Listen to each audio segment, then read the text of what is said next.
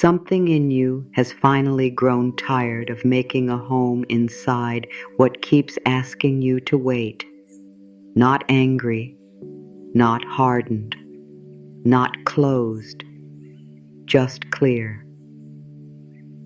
There comes a quiet moment when the heart stops arguing with what it has already learned. You can care deeply and still recognize when you have been living on crumbs.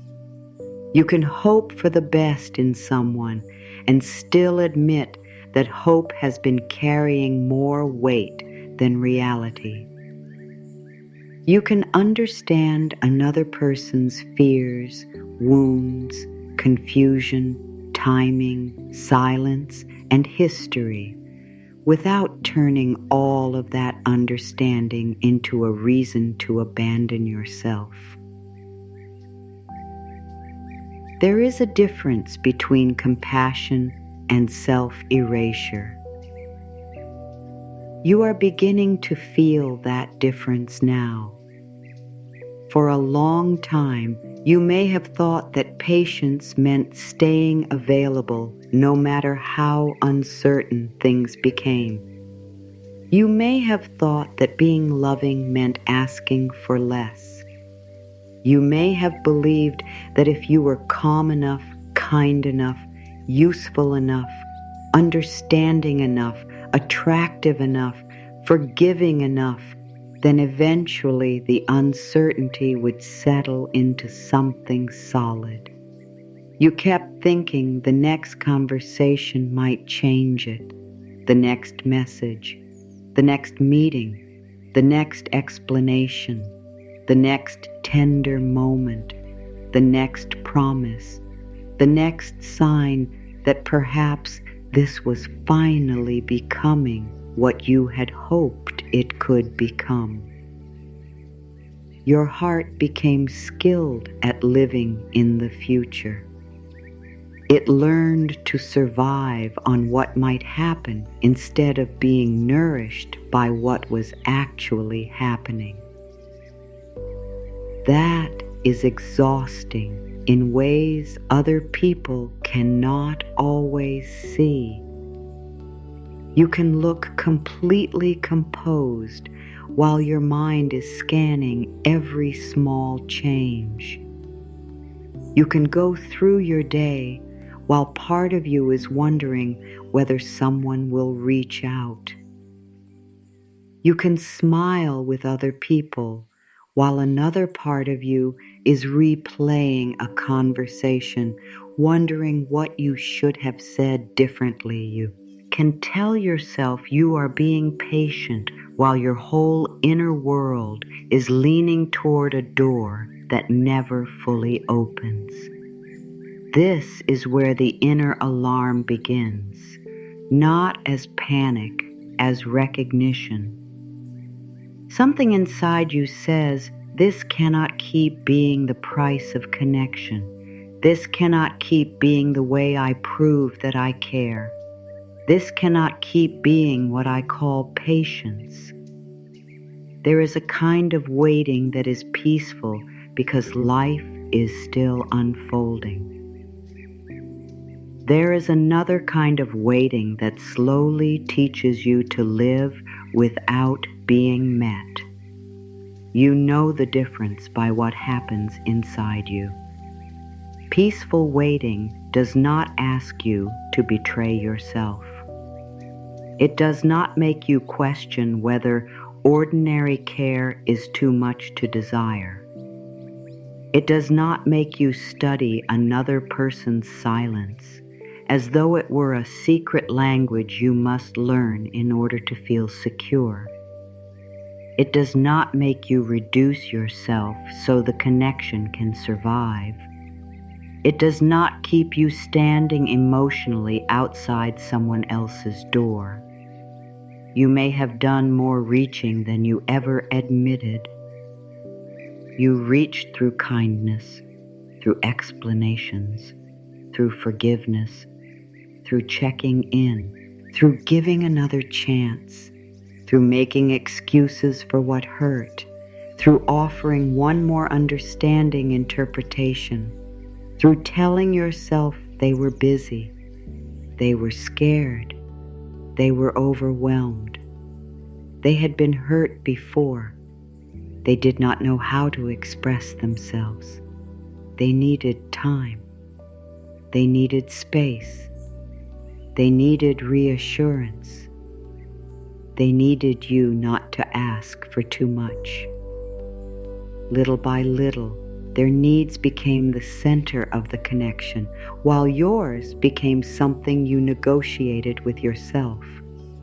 You learned to say, "I understand," even when your own heart wanted to say, "This hurts." You learned to say, "Take your time," even when uncertainty had already taken too much from you. You learned to say, "It is okay," when it was not okay. You learned to seem easy to keep because some part of you was afraid that having needs would make you difficult to choose. That fear can be very old. Older than this person, older than this relationship, older than the last disappointment. Sometimes the heart begins making bargains long before we understand that we are bargaining. I will be less demanding if you stay. I will expect less if you stay. I will not ask where this is going if you stay. I will not say what I really need if you stay. I will give you more room if you stay. I will make myself easier to leave and call that freedom. None of this means you were weak. It means you wanted connection. It means you tried to protect something you cared about. It means there were moments when hope felt more bearable than truth. There is no shame in seeing that now. Clarity does not need to humiliate the person you used to be. The part of you that kept hoping was trying to protect you from loss. The part of you that kept reaching believed effort could create safety. The part of you that stayed too long was not foolish. It was tender. It was loyal. It was afraid that letting go of uncertainty might also mean letting go of possibility. You do not need to attack that part of yourself in order to grow beyond it. You can thank it. You can understand it. You can tell it that it no longer has to work so hard. This is one of the deepest shifts you can make. You stop trying to earn what can only be freely given. You stop treating affection as a test you must pass. You stop turning every silence into an assignment. You stop asking what else you can do to become easier to choose. You stop living as though the entire connection depends on how perfectly you manage yourself. Real connection cannot be carried by one nervous system. It cannot be held together by one person's vigilance. It cannot become safe because one person explains better, forgives faster, waits longer, or needs less. Two people do not create closeness by having one person disappear. You may have known this in your mind for years. Tonight, something deeper begins to know it. Your body has its own intelligence. It remembers every time you tried to act calm while feeling uncertain. It remembers the nights you checked your phone. It remembers conversations in which you carefully edited your needs. It remembers the way your stomach tightened when a message went unanswered. It remembers how quickly you became relieved by the smallest sign of attention after a stretch of distance. That relief can feel like closeness.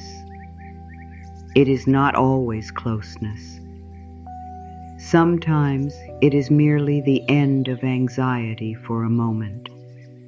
When uncertainty lasts long enough, relief can begin to feel like affection. A reply feels enormous. A warm sentence feels enormous. A plan feels enormous. A little reassurance feels enormous. Not because these things are extraordinary, but because your heart has been living on scarcity. When someone gives very little, ordinary kindness can feel like abundance. This is how people sometimes remain attached to situations that are not truly feeding them. The emotional contrast becomes powerful. Distance hurts. Attention relieves the hurt. Then distance returns. The mind begins to crave the relief. You may call it chemistry. You may call it destiny. You may call it a deep bond. Sometimes it is partly the nervous system learning to chase the return of comfort. That does not make your feelings false. It only means your feelings deserve understanding. You do not have to judge yourself for being affected. You only need to see what is happening clearly enough that you no longer confuse unpredictability with depth. Consistency can feel unfamiliar when you are used to earning closeness. Steadiness may even seem less intense at first. There is no dramatic swing between doubt and reassurance, no emotional cliff followed by rescue, no constant wondering, no desperate relief. Peace can seem quiet beside chaos. Quiet does not mean empty. Steady does not mean dull. Being met does not mean losing passion. It means your heart no longer has to suffer in order to feel alive. Some part of you may still believe that the strongest connection is the one you have to fight hardest to keep. You may have absorbed that lesson from what you witnessed growing up, from stories that glorified suffering, from past relationships that trained you to overfunction, from moments when approval was unpredictable, from experiences that taught you to become highly alert to other people's moods. You may have learned to feel useful by anticipating what others needed. You may have become the understanding one, the strong one, the forgiving one, the one who stays calm, the one who gives another chance, the one who sees the good in everyone. These qualities are beautiful when they are not used against you. Compassion is beautiful. Patience is beautiful. Loyalty is beautiful. Understanding is beautiful. They stop serving you when they become reasons to tolerate what keeps diminishing you. You do not lose your softness by becoming discerning. You do not become cold when you stop participating in confusion. You do not become selfish when you stop proving that you can survive being underfed emotionally. The deepest tenderness includes you. That may be the lesson your heart has been trying to bring home. You kept pouring warmth outward while leaving your own inner rooms cold. You kept believing that being chosen by someone else would finally settle something in you.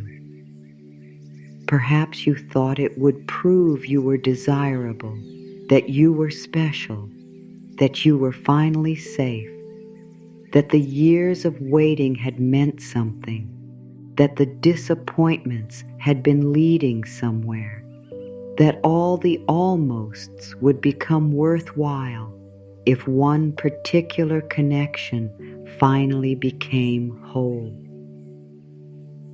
This places enormous pressure on another person, not because you are too much, because no one can permanently repair your relationship with yourself by choosing you. Their care can add to your life. It can meet you. It can comfort you. It can become part of a beautiful bond. It cannot become the only evidence that you matter. When another person becomes the judge of your value, every delay feels like a verdict. Every change in tone feels like a verdict. Every canceled plan feels like a verdict. Every period of distance feels like a verdict. You stop asking whether the connection is meeting you and begin asking whether you are good enough to keep it. That is where the balance changes. You move from evaluating what is happening to auditioning for a place inside it. You stop asking, "Does this feel safe for me?" You ask, "How do I keep them interested?" You stop asking, "Are my needs being respected?" You ask, "Am I asking for too much?" You stop asking, "Do their actions match their words?" You ask, "What if I am being impatient?" You stop asking, "Gee, is this mutual?" You ask, "What can I do better?" This is the chasing mirror. Not only physical pursuit, not only sending messages first, chasing can be emotional, mental, invisible. You can sit perfectly still and spend an entire day pursuing someone in your thoughts. You can rehearse what you will say, imagine future conversations, predict reactions, study old messages, search for signs.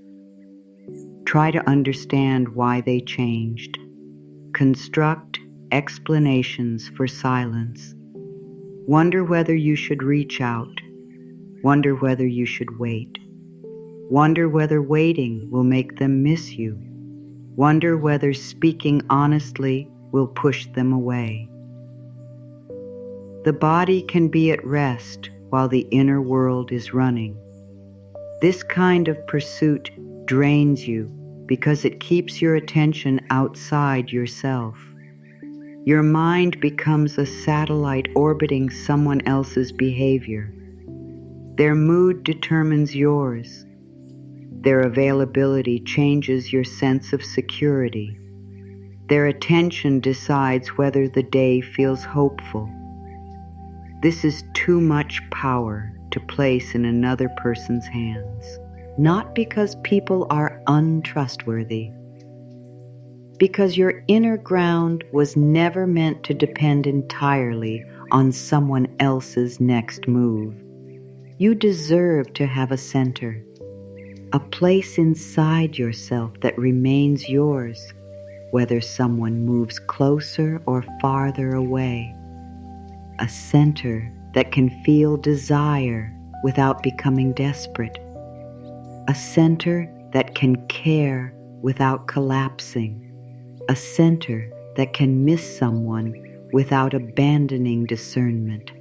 A center that can hope without making hope responsible for reality. You are returning there. It may not happen dramatically.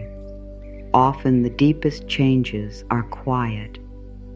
You realize you do not want to send the extra explanation. You realize you do not want to convince anyone to see what you bring. You realize you are tired of translating mixed behavior into optimistic stories. You realize you want words and actions to belong to the same world. You realize you want the kind of connection that does not require detective work. You realize you want to be able to rest. This is not a demand for perfection. People get busy. People become afraid. People make mistakes. People sometimes communicate badly. Healthy closeness can contain misunderstanding. It can contain difficult seasons. It can contain distance. It can contain repair. The difference is that repair involves participation. Care becomes visible. Responsibility becomes visible. The desire to understand each other becomes visible. You are not left carrying the entire emotional structure alone. You are not repeatedly asked to treat confusion as commitment. You are not told to trust words while actions keep teaching you something else. A mature heart can hold nuance. It can understand another person's humanity without abandoning its own. You can say, they may have had reasons, and this still hurt me. You can say, they may care in the way they know how, and that way may still not be enough for the life I want. You can say, they are not a bad person, and I do not have to remain available for what keeps wounding me. You can say, I can forgive without returning to the same arrangement. You can say, I can love what was real without pretending everything was healthy. This is where dignity begins to return. Not through superiority, not through blame, through proportion. You stop making one connection larger than your entire life.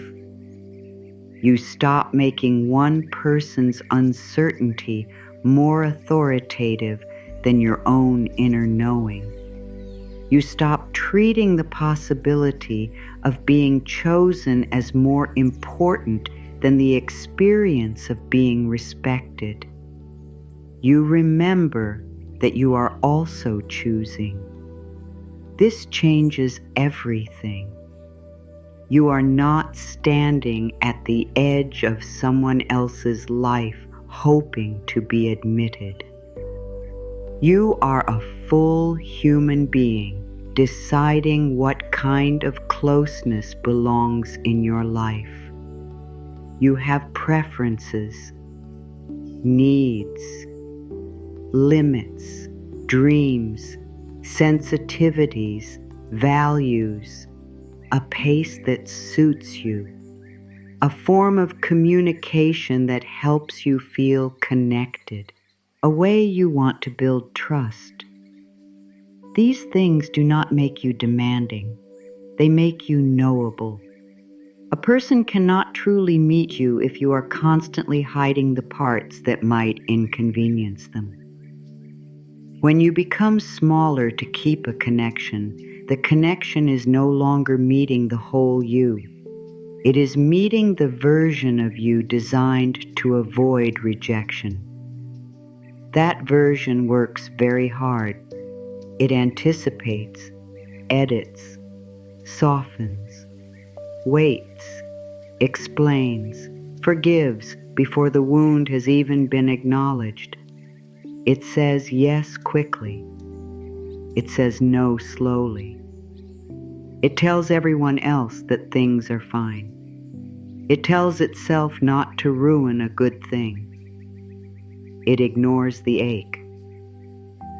Then one day, the inner alarm sounds, not loudly, clearly. You cannot keep calling something a good thing if maintaining it requires you to leave yourself behind. That realization can bring grief. You may grieve the person. You may grieve what you hoped would happen. You may grieve the future you imagined. You may grieve the years you gave. You may grieve how long you waited for clarity. You may even grieve the version of yourself who believed this was the best you could expect. Let the grief have dignity. Grief does not mean you made the wrong choice by seeing clearly. Sometimes grief is what truth feels like when it first enters a room that hope had been occupying alone. You do not need to rush through it. You do not need to turn it into anger. You do not need to pretend you no longer care. Caring and choosing yourself can exist together. Missing someone and refusing confusion can exist together. Tenderness and boundaries can exist together. You can hold two truths without breaking. That is emotional maturity. You may still think about them. You may still wonder. You may still feel your heart pull toward what could have been. None of that means you must go back. None of that backward. A feeling is not an instruction. Longing is not always guidance. Chemistry is not always compatibility. History is not always a reason to continue. Potential is not the same as partnership. The heart becomes freer when it learns these distinctions. You begin to stop worshiping intensity.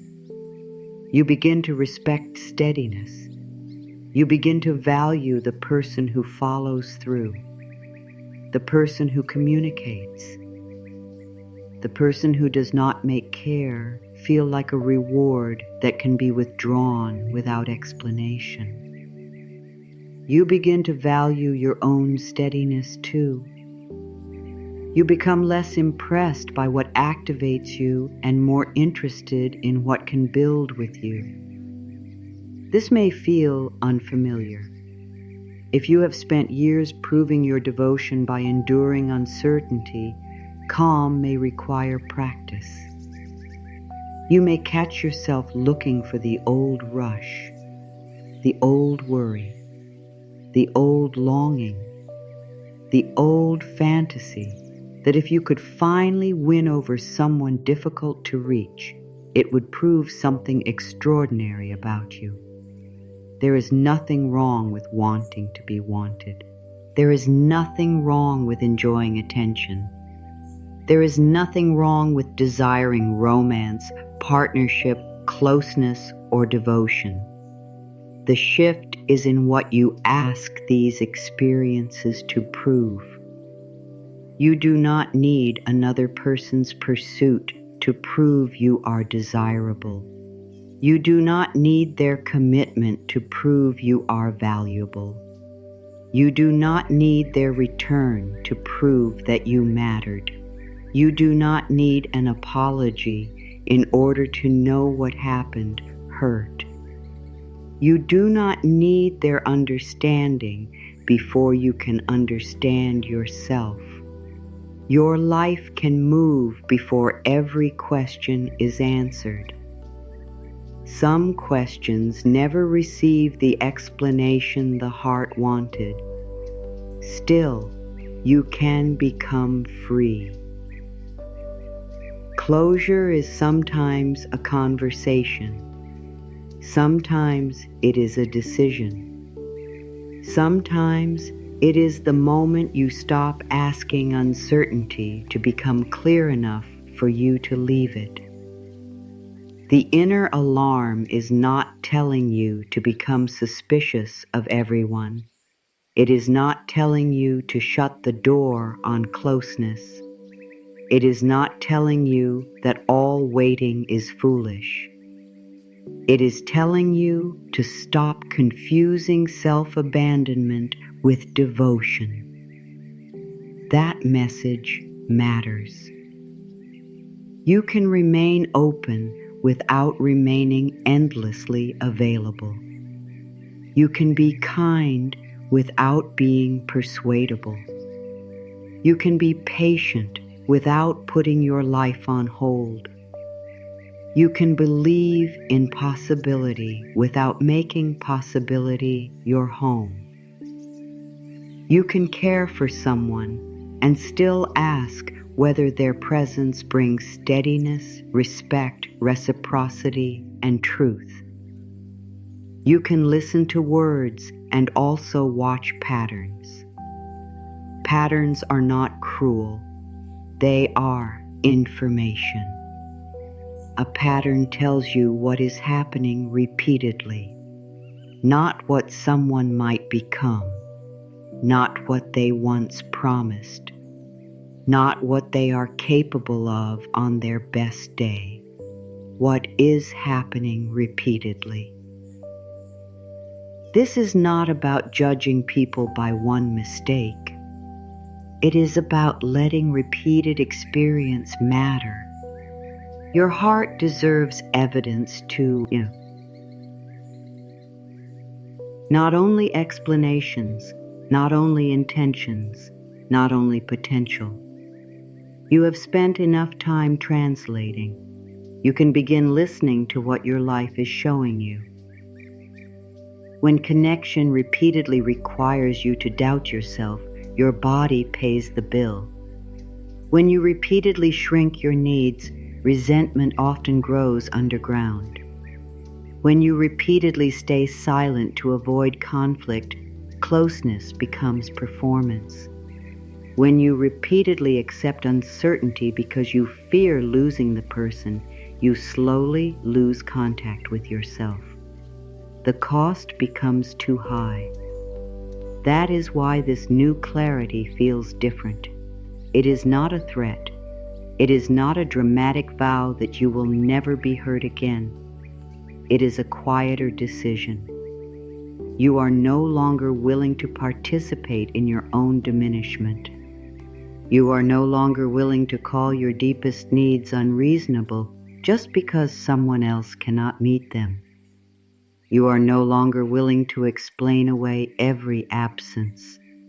You are no longer willing to carry a bond alone and call it mutual. You are no longer willing to spend your nights trying to solve what another person refuses to communicate. There is relief inside this decision. Even before anything outside changes, some pressure leaves. You stop standing guard over the connection. You stop managing every possibility. You stop trying to predict what comes next. You let people reveal themselves. You let actions speak. You let time show you what is stable. You let your own body become part of the conversation. Does this connection let you breathe? Can you be honest? Can you ask a question without fear that honesty itself will cost you the relationship? Can you disagree without feeling that affection will disappear? Can you be tired, human, imperfect, uncertain? Can you need reassurance sometimes? Can you say no? Can you take space? Can you have a life that does not revolve around keeping someone pleased? These are not traps. They are ways of remembering that closeness should have room for a whole person. You do not need to pass every test. You need relationships in which your humanity is not treated like a burden. The old version of you may still whisper that this is risky. If I ask for more, I may lose them. If I stop reaching, they may disappear. If I speak plainly, I may find out they cannot give me what I hoped for. That last fear is often the deepest one, because uncertainty can preserve fantasy. Clarity can end it. As long as nothing is fully decided, hope can keep building rooms in the future. A clear answer can close the door. This is why people sometimes remain in limbo. Not because they enjoy pain, because limbo keeps possibility alive. You may have preferred an uncertain, perhaps over a definite no. That is human. Now you are becoming strong enough to prefer truth. Truth may hurt sharply.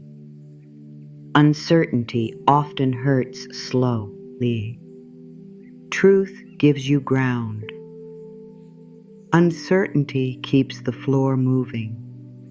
You are choosing ground, not because you know exactly what comes next, because you are beginning to trust yourself to meet what comes next. That trust matters more than having every outcome secured. You can survive clarity. You can survive disappointment. You can survive someone not choosing what you hoped they would choose. You can survive the end of a fantasy. What you do not need to keep surviving is the endless erosion of yourself. You are meant for more inner peace than that. Your heart is learning a new posture now. Not pursuit, not pleading, not silent endurance.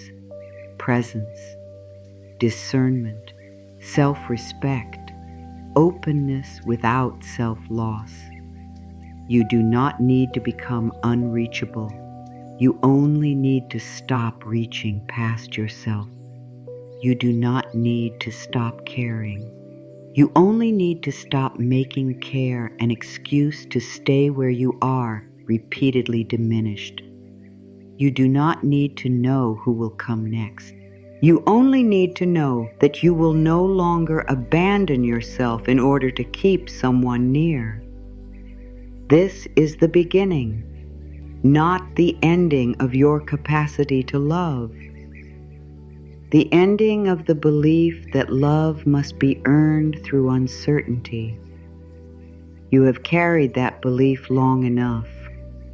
Something quieter is taking its place, something steadier, something that does not ask you to perform, something that lets you remain inside your own life. Tonight, you begin there. The moment you stop carrying both sides of a connection, you begin to see what was truly there. This can feel unsettling at first. When you have been the one who keeps things moving, silence can feel like failure. When you have been the one who reaches, checks, reassures, explains, repairs, and reopens the door, stepping back can feel almost unnatural. You may wonder whether you are being unfair. You may wonder whether you are becoming distant. You may wonder whether the connection will disappear if you stop feeding it with constant effort. That fear reveals something important. If something can survive only while you are continuously lifting it, then you deserve to know that. Not so you can condemn anyone, so you can stop confusing your effort with mutuality. There is a subtle way pursuit changes the atmosphere between people. The more afraid you become of losing a connection, the more carefully you may begin to manage it. You watch your words. You soften your requests. You reach for reassurance. You try to restore closeness quickly whenever distance appears. You become highly responsive to every shift. Your intention may be affection. Your intention may be sincerity. Your intention may be to protect something precious. Yet underneath all that effort, another message can quietly form. I do not trust this to remain unless I keep holding it. That message is not spoken aloud. It is felt in your behavior, the extra explanation, the immediate reply even when you need time, the apology for having ordinary needs, the repeated attempt to make someone understand what they have already been shown, the willingness to accept vague answers because a vague answer feels safer than losing the connection entirely. None of this makes you undesirable. None of it means you caused another person to withdraw. People make their own choices. Their capacity for closeness belongs to them. Their emotional habits belong to them. Their honesty belongs to them. You are not responsible for controlling another person's response. Still, you can become responsible for how you stand inside your own life. That distinction frees you. You do not have to learn some perfect behavior that guarantees devotion. There is no perfect sentence, no flawless timing, no strategy that can turn someone unavailable into someone ready. No performance that can create depth where another person does not wish to build it. This truth may disappoint the part of you that believed effort could secure the outcome. It also releases that part from an impossible job. You were never meant to manage another human being into choosing you. You were meant to show up honestly and discover what meets you there. That is a very different posture. Instead of thinking, how do I make this work? You begin asking, what happens when I stop forcing it? Instead of wondering how to keep someone interested, you begin observing whether genuine interest exists without constant prompting. Instead of working to create closeness, you give closeness room to reveal whether it can grow from both directions. This does not mean becoming passive. Healthy connection still asks for courage. You speak. You initiate sometimes. You express care. You take emotional risks. You repair when you have caused hurt. You make plans. You show interest. You do not sit motionless waiting for another person to do everything. The difference is proportion. You participate. You do not overfunction. You contribute. You do not carry. You offer. You do not beg. You reveal yourself. You do not perform yourself. When self-respect becomes steady, the nervous system begins to understand that closeness is not a prize awarded for perfect behavior. You can relax enough to become visible.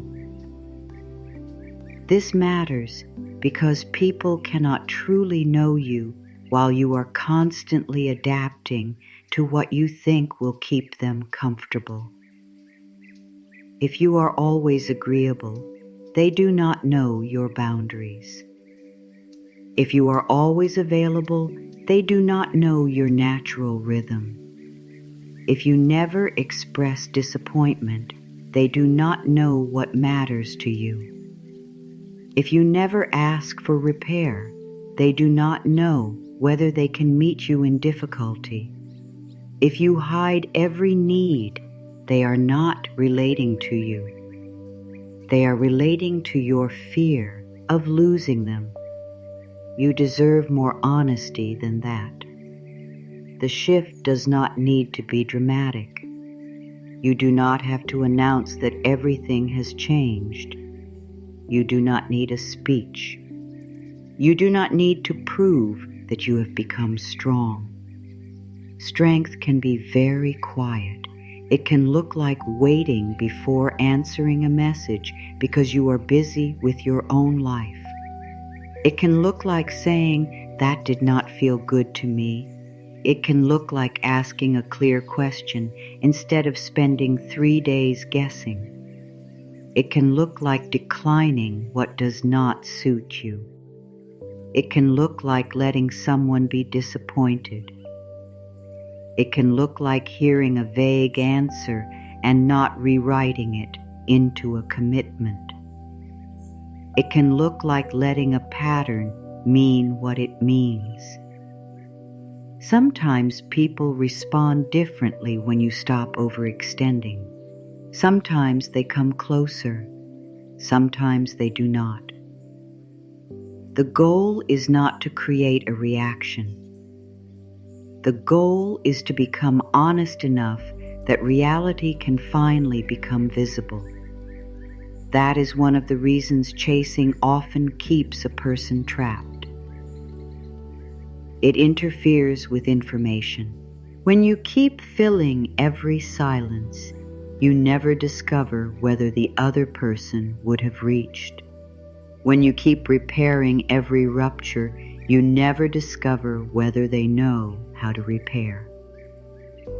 When you keep suggesting every plan, you never discover how much initiative naturally lives on the other side.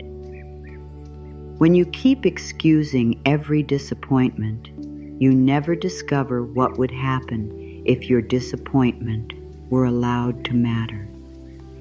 Stepping back is not a game.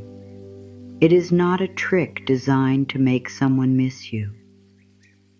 It is not a punishment. It is not calculated silence. It is the decision to stop doing another person's part for them. That is all. You let space become honest. You let time become honest. You let effort become measurable. You let behavior speak without rushing in to translate it. This is where calm begins to carry a different kind of power. Not the power to control, the power to see. When you are less consumed by securing an outcome, you become more capable of observing whether the outcome would actually be good for you. That is a profound change. Desire can narrow your vision. When you want something badly, you may focus on whether you can have it. Maturity adds another question. Would this be nourishing if I did? Not everything you desire belongs in the life you are building.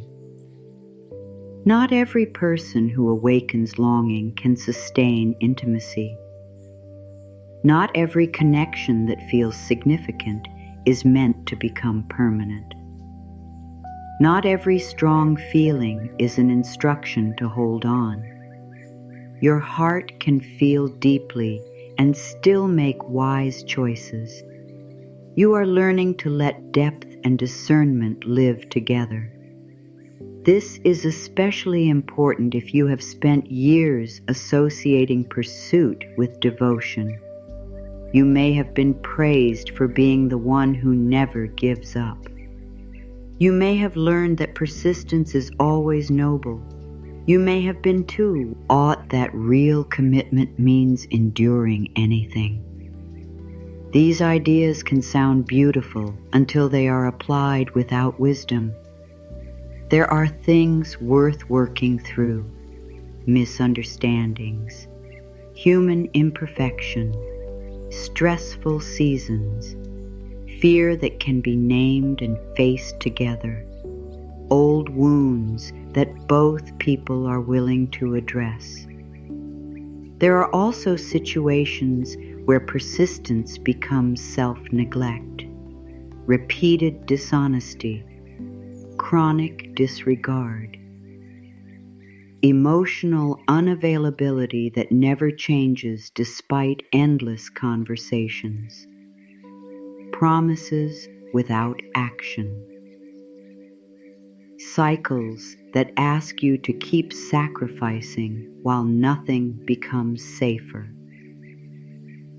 You do not need to label someone terrible in order to recognize that a pattern is not good for you. This is one of the most freeing truths you can learn. You do not need a villain in order to leave a painful arrangement. You do not need a courtroom case. You do not need everyone to agree. You do not need proof that another person intended harm before you can honor the impact. You can say, "This does not fit the life I want." That can be enough. Many people stay too long because they believe they need a dramatic reason to go. They think discomfort is not serious enough. They think inconsistency is not serious enough. They think recurring sadness is not serious enough. They think they must wait until something becomes undeniable.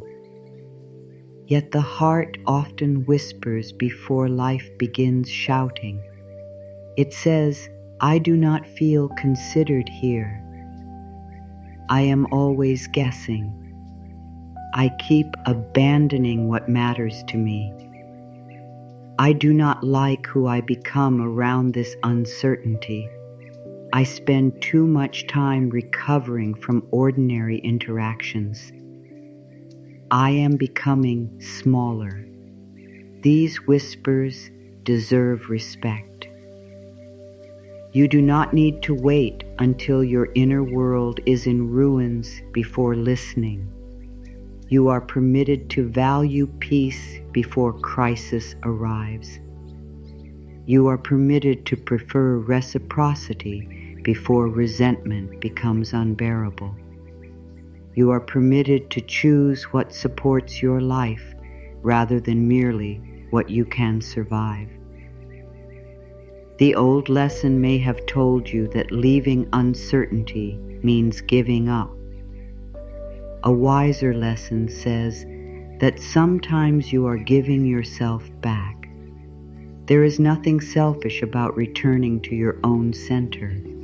In fact, it can make you more capable of genuine intimacy, because when you are not bargaining for acceptance, you can be truthful. When you are not terrified of abandonment, you can hear another person clearly.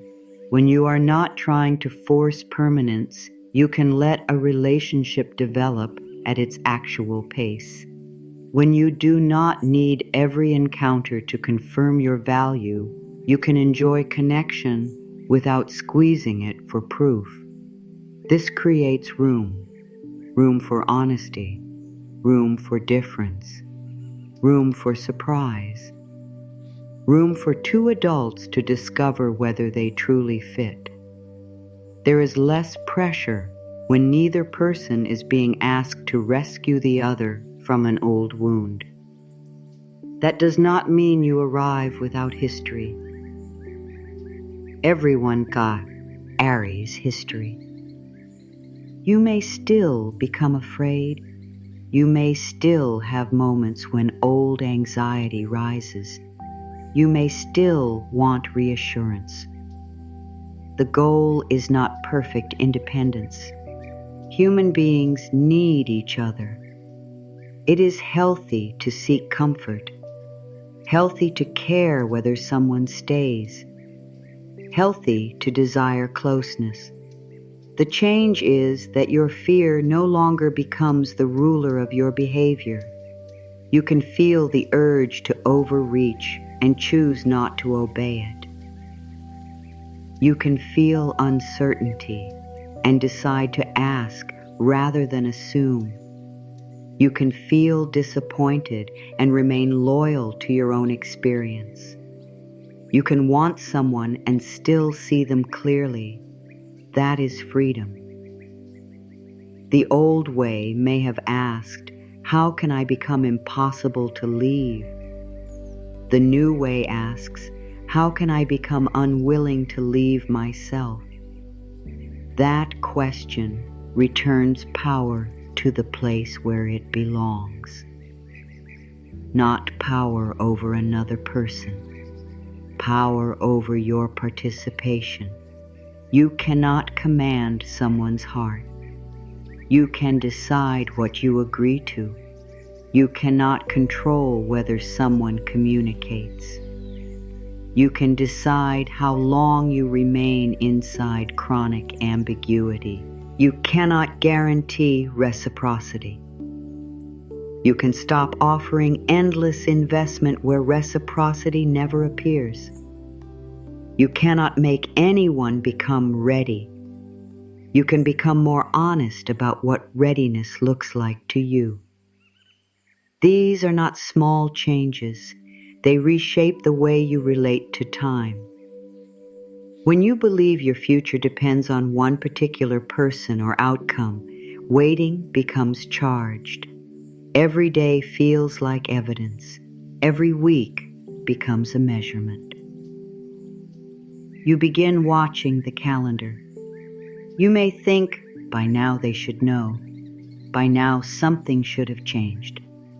By now I should have an answer. The mind tries to turn time into a judge. But time does not always tell you what you want. It shows you what repeats. That can be even more valuable. What happens again? What keeps being postponed? What improves? What never does? Who takes responsibility? Who avoids it? Who moves toward repair? Who waits for you to make everything comfortable again? Time reveals structure. You do not have to force conclusions. You can observe. There is dignity in observation. It removes the frantic pressure to decide everything immediately. You can stop pulling at the future. You can let today become enough information for today. This is especially healing if you carry the old belief that you are somehow behind. Behind in partnership, behind in marriage, behind in family, behind in being chosen, behind in having the life you imagined. That belief can make you accept situations you would otherwise question. You begin thinking that a partial connection is better than starting again. You tell yourself that time is running out.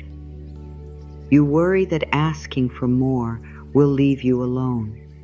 You wonder whether you should be grateful for whatever affection is available. This is how fear bargains with dignity. It speaks in deadlines. It tells you that age has reduced your choices. It tells you the years have made you less desirable. It tells you that starting over means failure. It tells you to hold tightly because this may be your last chance. Do not make permanent decisions from that voice. Your years are not evidence against you. They have taught you what drains you. They have shown you what you can endure and what you no longer wish to endure. They have refined your ability to recognize kindness. They have made certain performances less impressive. They have given you a deeper ear for sincerity. You know more now. That is not a disadvantage. There is power in becoming less fascinated by charm and more interested in character. There is power in recognizing that attraction can begin quickly while trust requires repetition. There is power in knowing that words can be beautiful while behavior is what builds a life. There is power in having lived long enough to understand that solitude is not the worst thing that can happen. Losing yourself while trying not to be alone can be far more painful. You are not late because you have learned slowly. Some lessons only become clear after being lived. Some boundaries can only become real after you understand what happens without them. You do not need to despise your past choices. They helped you see. You can honor what they taught without repeating them. This is where the old sentence often rises. There must be something wrong with me. If I were more attractive, they would stay. If I were easier, they would commit. If I were less emotional, they would communicate. If I had done things differently, this would have worked. That sentence can become a private religion. Every disappointment becomes proof. Every rejection becomes another stone added to the altar. Every mixed signal becomes a reason to inspect yourself. You become an investigator, searching for the flaw that explains why someone else could not meet you. You may have done this for years.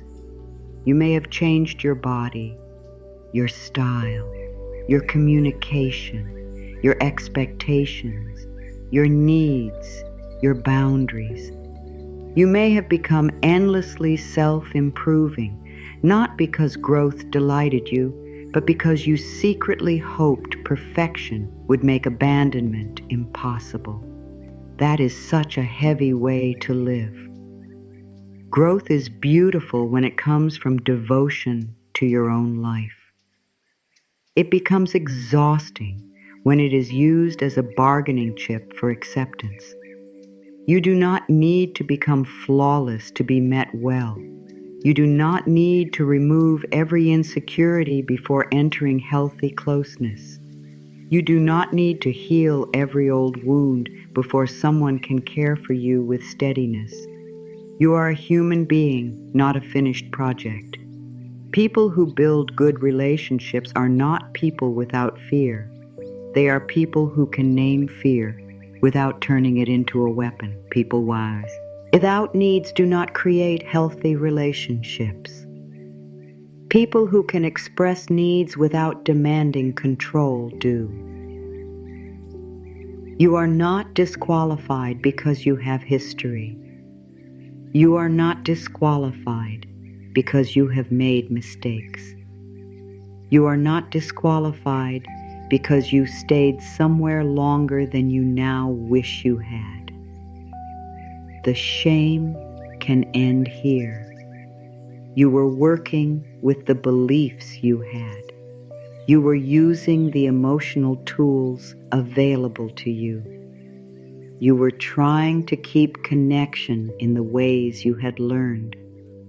Some of those ways were costly. That does not make you defective. It makes you teachable. And now you are learning. The belief that you had to prove your value was learned somewhere.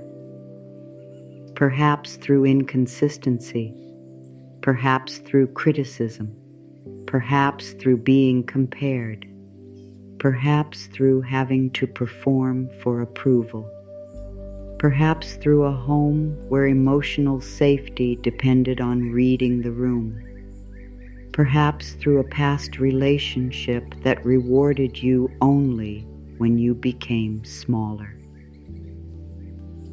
The exact origin matters less than what you choose to do with the belief now. A learned belief can feel ancient without being true. It can live in the body. It can shape decisions. It can speak in your own voice. Still, it was learned. That matters because what was installed can be questioned.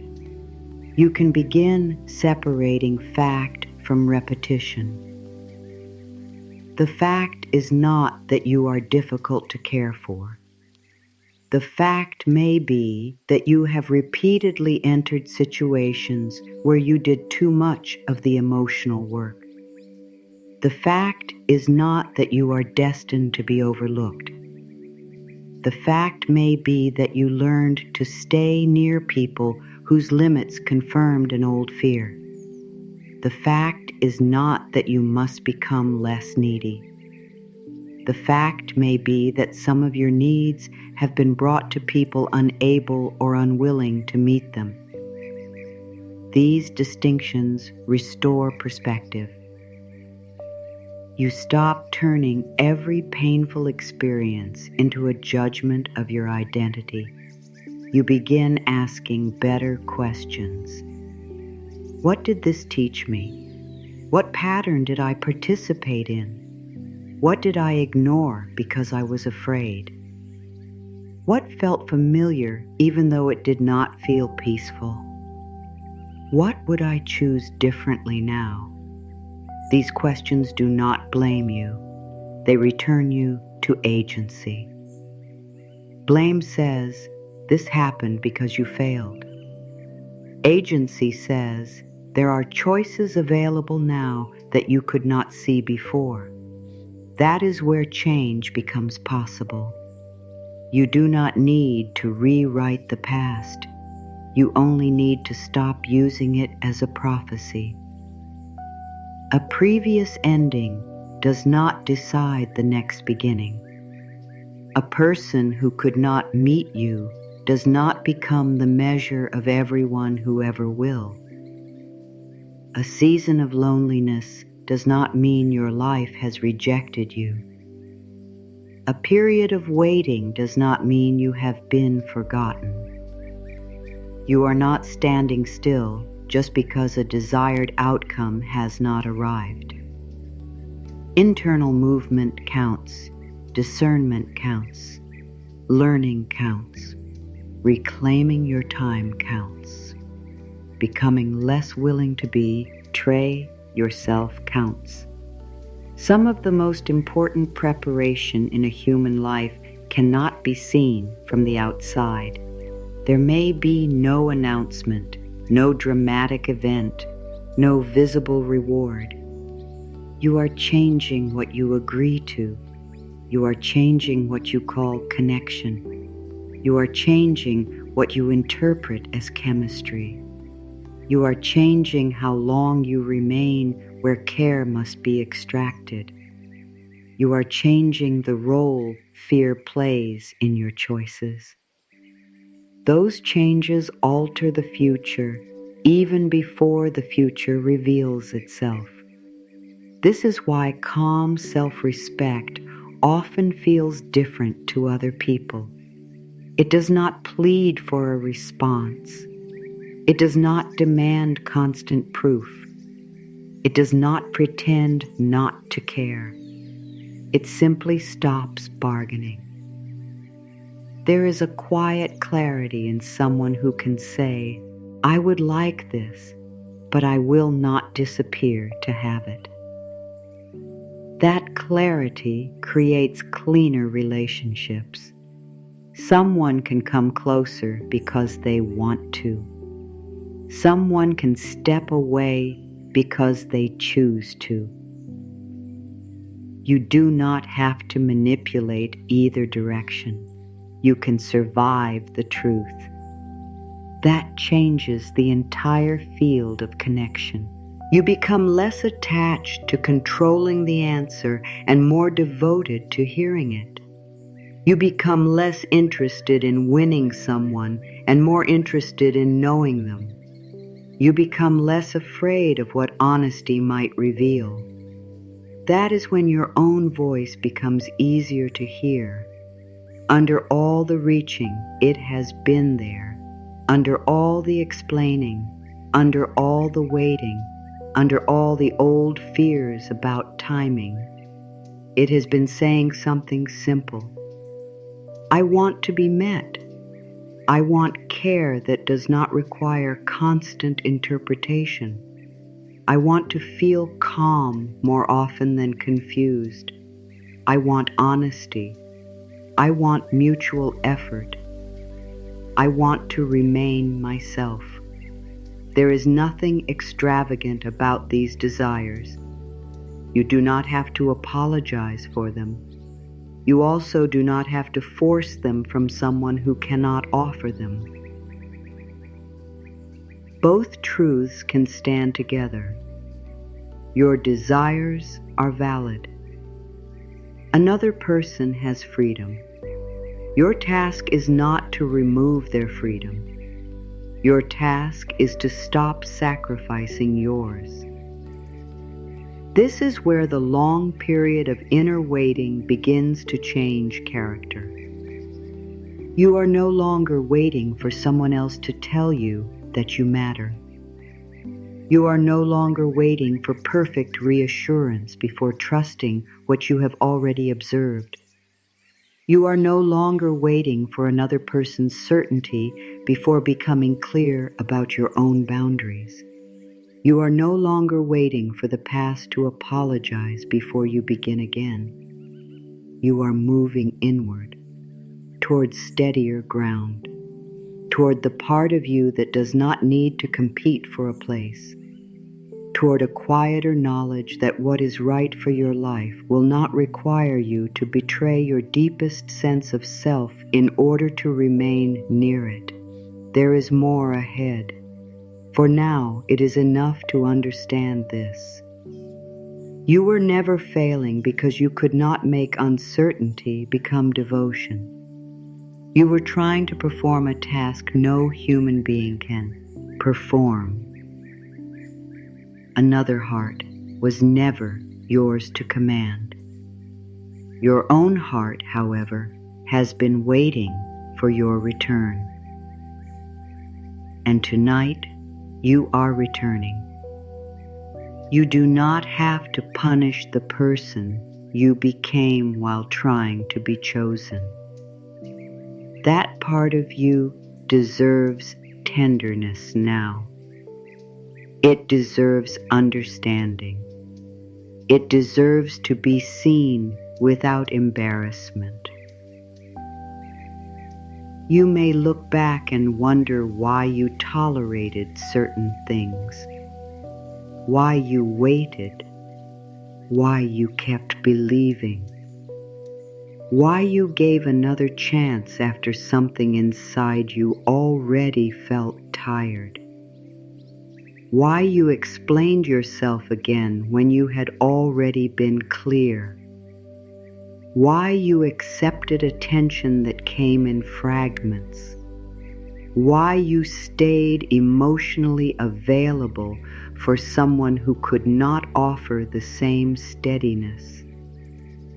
It is easy to judge yesterday from the clarity of today. Do not do that to yourself. The person you were then did not have everything you know now. That version of you was making choices from old lessons, old fears, old hopes, and the information available at the time. You may have believed patience could heal uncertainty. You may have believed loyalty would eventually be recognized. You may have believed that if another person could only understand how sincere you were, something would settle. You may have believed that your willingness to stay would inspire them to stay differently. These were not signs of foolishness. They were signs that you cared. The pain came when caring for another person began costing you the care you owed yourself. There is no need to turn that realization into another reason to criticize who you were. You can say, I understand why I did that. You can say, I see what I was trying to protect. You can say, I know why letting go felt frightening. You can say, I know why uncertainty felt easier than loss. And then you can choose differently, without hatred, without humiliation, without creating an enemy. Growth becomes much deeper when it does not require you to reject your former self. You are not here to become a stranger to who you were. You are here to become someone who can hold that earlier self with wiser hands. There may have been a very old sentence beneath the waiting, a sentence you did not consciously choose, a sentence that entered quietly through experience. Something like, I have to work harder to be kept. Or, I should be grateful for whatever affection is offered. Or, if someone pulls away, I must have done something wrong. Or, people leave when I ask for too much. Or, I have to become easier, prettier, calmer, more useful, less emotional, less complicated. These beliefs often arrive before we have words for them. They become habits.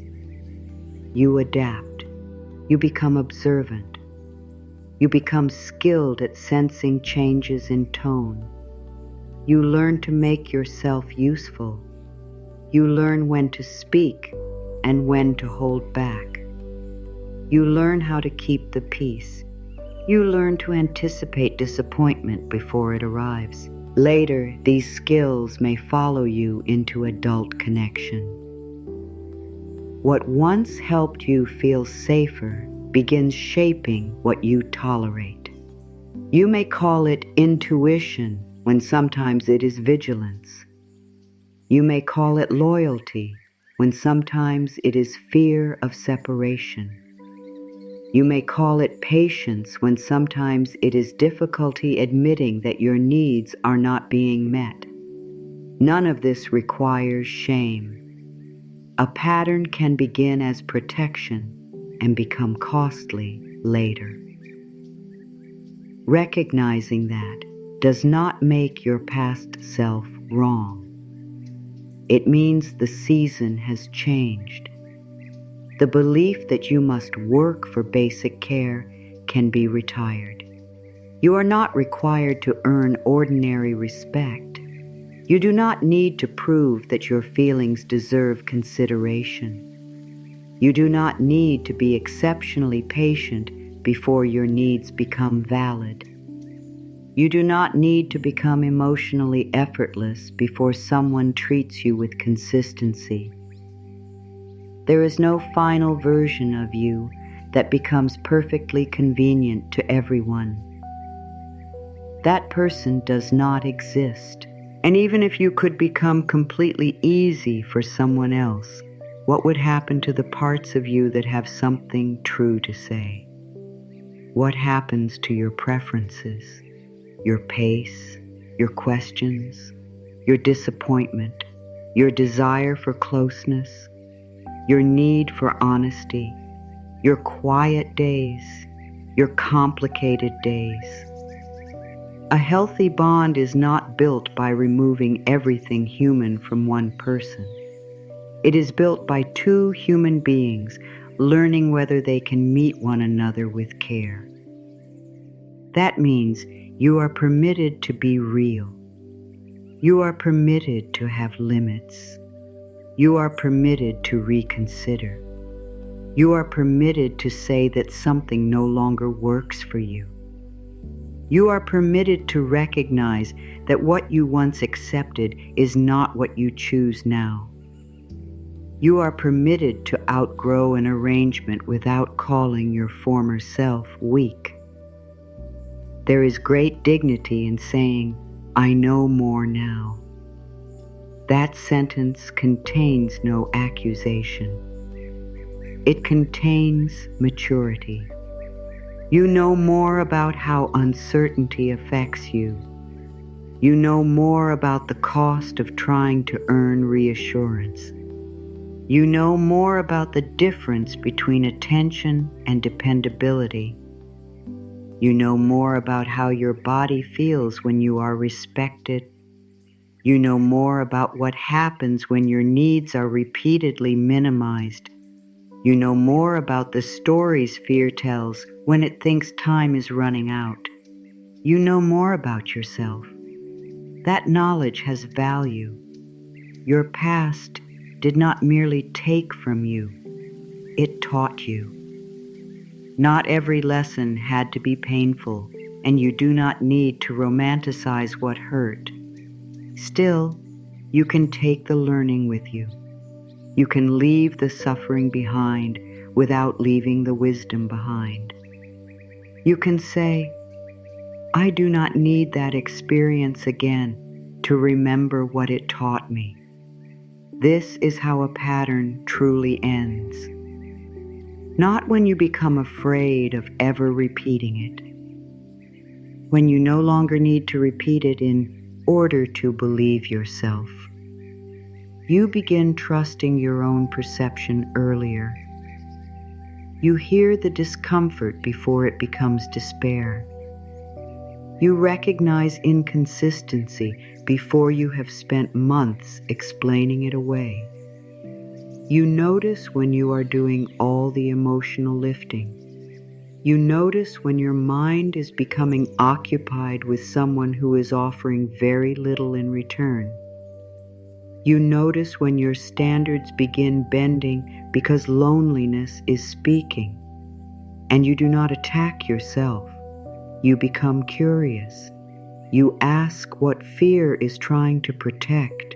You ask what old lesson has been activated. You ask what choice would preserve your dignity without punishing anyone. That is restoration. Not becoming invulnerable, not pretending you have no attachment, not declaring that you never need anyone. Restoration is returning to proportion. A connection becomes part of your life. It does not become the judge of your life. Another person's response matters. It does not define you. A disappointment can hurt. It does not prove you are deficient. A rejection can close one possibility. It does not close your future. You can feel deeply without turning every feeling into a prophecy. The mind often wants certainty after it has experienced instability. It may ask, how do I know this will never happen again? You do not. You cannot know that. The deeper security comes from another place. You begin knowing that if uncertainty appears again, you will not abandon yourself inside it. If someone becomes inconsistent, you will see it. If communication breaks down, you will speak. If a pattern persists, you will let the pattern matter.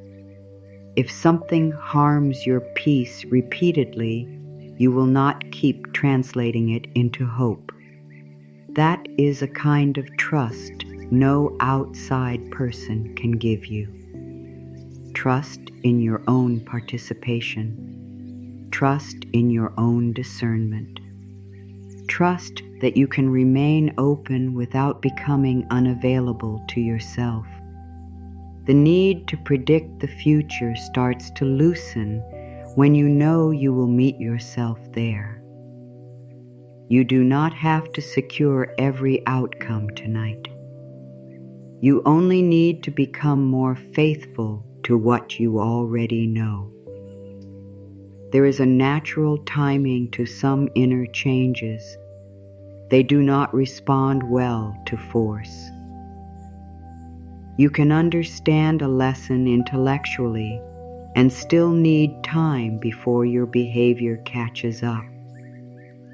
You can know you deserve consistency and still feel pulled towards someone inconsistent. You can know an arrangement is draining and still miss it. You can recognize a pattern and still feel tenderness for the person connected to it. Contradiction does not mean you are failing. Human beings change in layers. The mind sees first, the body learns later. The heart releases in its own rhythm. This is where the image of the persimmon belongs. There are varieties of persimmon that are almost impossible to enjoy too early. The fruit can look ready. Its color deepens. Its skin glows with autumn warmth. It hangs full on, the branch, round and beautiful, seeming to announce that ripeness has already arrived. Yet bite into certain persimmons before their time, and the mouth knows immediately. There is an astringency that pulls everything tight. The fruit appears finished. It is not. All through autumn, it can remain bitter. The eye says ready. Time says not yet. Then the cold arrives. A frost passes over the tree. What seems harsh from the outside becomes part of the final softening. The fruit changes. Its flesh becomes tender. The sharpness gives way. What could barely be eaten becomes richly sweet. Nothing had been wrong with the fruit during those earlier weeks. It was still becoming what it could become. This matters. Because you have sometimes looked at difficult seasons and assumed they were evidence that something had gone wrong. You looked at the delay and called it rejection. You looked at the loneliness and called it failure. You looked at an ending and called it wasted time.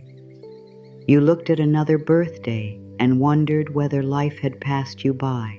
You looked at someone else receiving what you wanted and wondered why your own timing seemed different.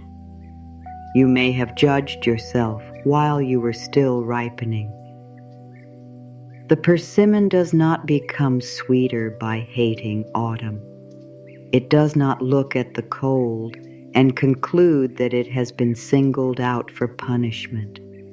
It does not compare its branch to another branch.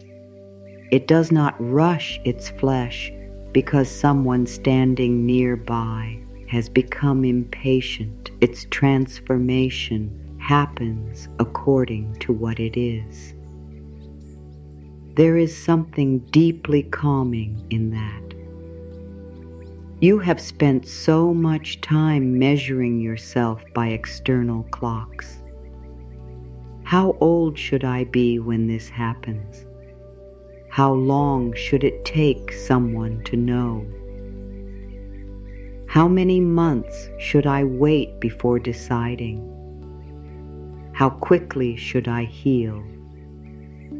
When should I be ready again? How far behind am I? These questions can make time feel like an enemy. Yet life does not ripen every person on the same schedule. Some clarity only comes after you have lived through enough seasons to recognize what your younger self could not recognize. Some desires become cleaner with age. You stop wanting merely to be wanted. You begin wanting to be met. You stop wanting intensity for its own sake. You begin wanting character. You stop being impressed by promises without structure. You begin listening for consistency. You stop asking whether someone finds you desirable. You begin asking how you feel in their presence. You stop treating attention as proof. You begin respecting behavior. This is ripening.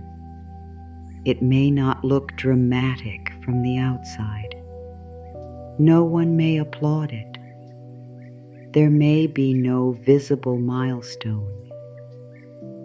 Yet something important changes in the inner flesh of your life. You become less astringent with fear, less tightened around outcomes, less desperate to secure what is not secure. The very season you once called delay may have been developing discernment. The experience you wished had happened sooner may have needed a wiser version of you to hold it well. This does not mean every painful event was secretly necessary. It does not mean you should be grateful for mistreatment. It does not turn another person's harmful choices into a blessing. That would ask too much of suffering. The lesson is simpler. Even after difficulty, you can become sweeter without becoming softer toward what harms you. The cold does not have to make you hard. It can clarify what belongs. That is different. The persimmon does not remain bitter because frost visited it. The frost changes what the fruit is ready to release. Something in you is doing that now. Old urgency is loosening. Old bargaining is losing its authority. Old fear is becoming less persuasive. The part of you that once believed any connection was better than no connection is beginning to understand the cost of that belief. You are not becoming less capable of tenderness. You are becoming less willing to offer tenderness where it requires self-erasure. You are not becoming suspicious. You are becoming selective with your trust. You are not becoming distant. You are learning that closeness is not proven by how much discomfort you can endure.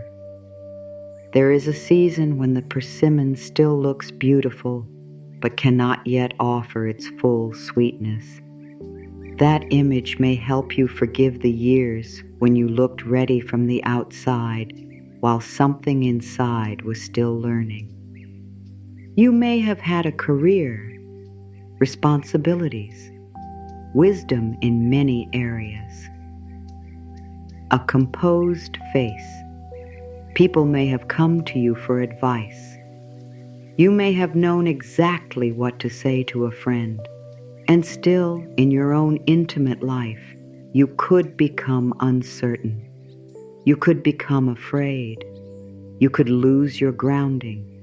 You could accept less than you would ever advise someone else to accept. That contradiction does not make you false. It makes you human. Ripeness is not uniform. One part of life can be mature, while another part is still learning through experience. You do not have to condemn yourself for that. The fruit does not apologize for taking longer in one season. Neither should you. You have been becoming, even during the waiting. Especially during the waiting. There are lessons that only reveal themselves when you stop demanding that the past should have happened differently. You begin to see that some of the pain was not caused by wanting too much. It came from asking too little for too long. You begin to see that loneliness did not always come from being alone. Some of your loneliest moments may have happened while emotionally attached to someone who was only partly present. You begin to see that a relationship label would not have solved what a lack of mutuality was already revealing.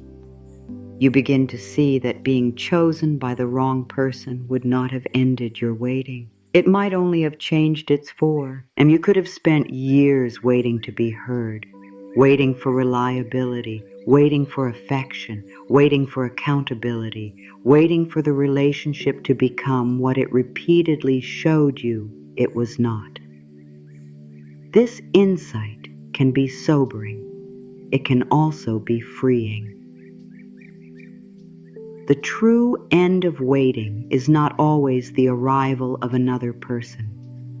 Sometimes it begins when you stop postponing your own life. You stop waiting to feel attractive until someone reflects it back. You stop waiting to feel secure until another person behaves perfectly. You stop waiting to enjoy the evening until a message arrives. You stop waiting to make plans because someone might become available. You stop waiting to wear what you like, to go where you want, to learn something new, to reconnect with people who bring steadiness, to sleep without rehearsing tomorrow's conversation. You stop making your life stand still beside a branch that has its own timing.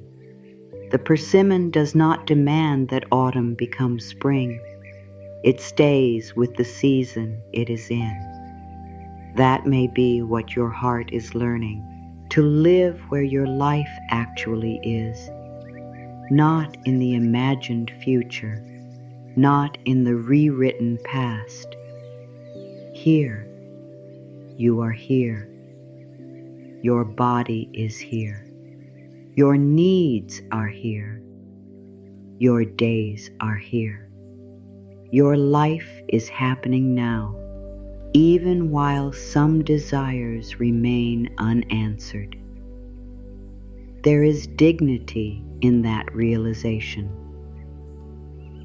A desire can remain open without becoming the center of every hour. You can want partnership and still inhabit your present life fully. You can hope for companionship and still care for the life that already belongs to you. You can remain available to possibility without becoming imprisoned by anticipation. This is a quieter form of readiness. It is not the frantic readiness that says, I must prepare perfectly so I can finally be rewarded. It is the grounded readiness that says, I want to recognize what is healthy when it appears. That means your discernment matters. Your boundaries matter. Your capacity to hear yourself matters. Your relationship with solitude matters. Your ability to tolerate a clear no matters. Your willingness to give a clear no matters. Your ability to move slowly enough to observe patterns matters. Your willingness to be known matters. You cannot create a healthy bond from a position of constant self-concealment. Sooner or later, the real you has to enter. The one with needs, the one with preferences, the one who sometimes disagrees, the one who has lived, the one who carries scars without making them the entire story, the one who no longer feels compelled to prove she can endure anything. That person is not difficult.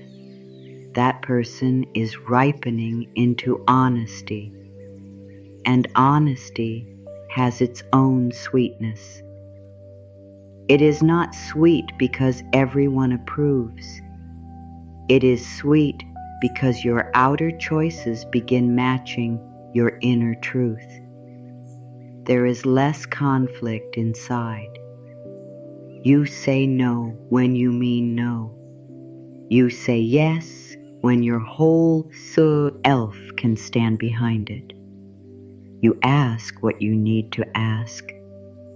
You stop pretending that uncertainty feels romantic when it actually leaves you depleted. You stop praising yourself for being endlessly understanding when what you really need is reciprocity.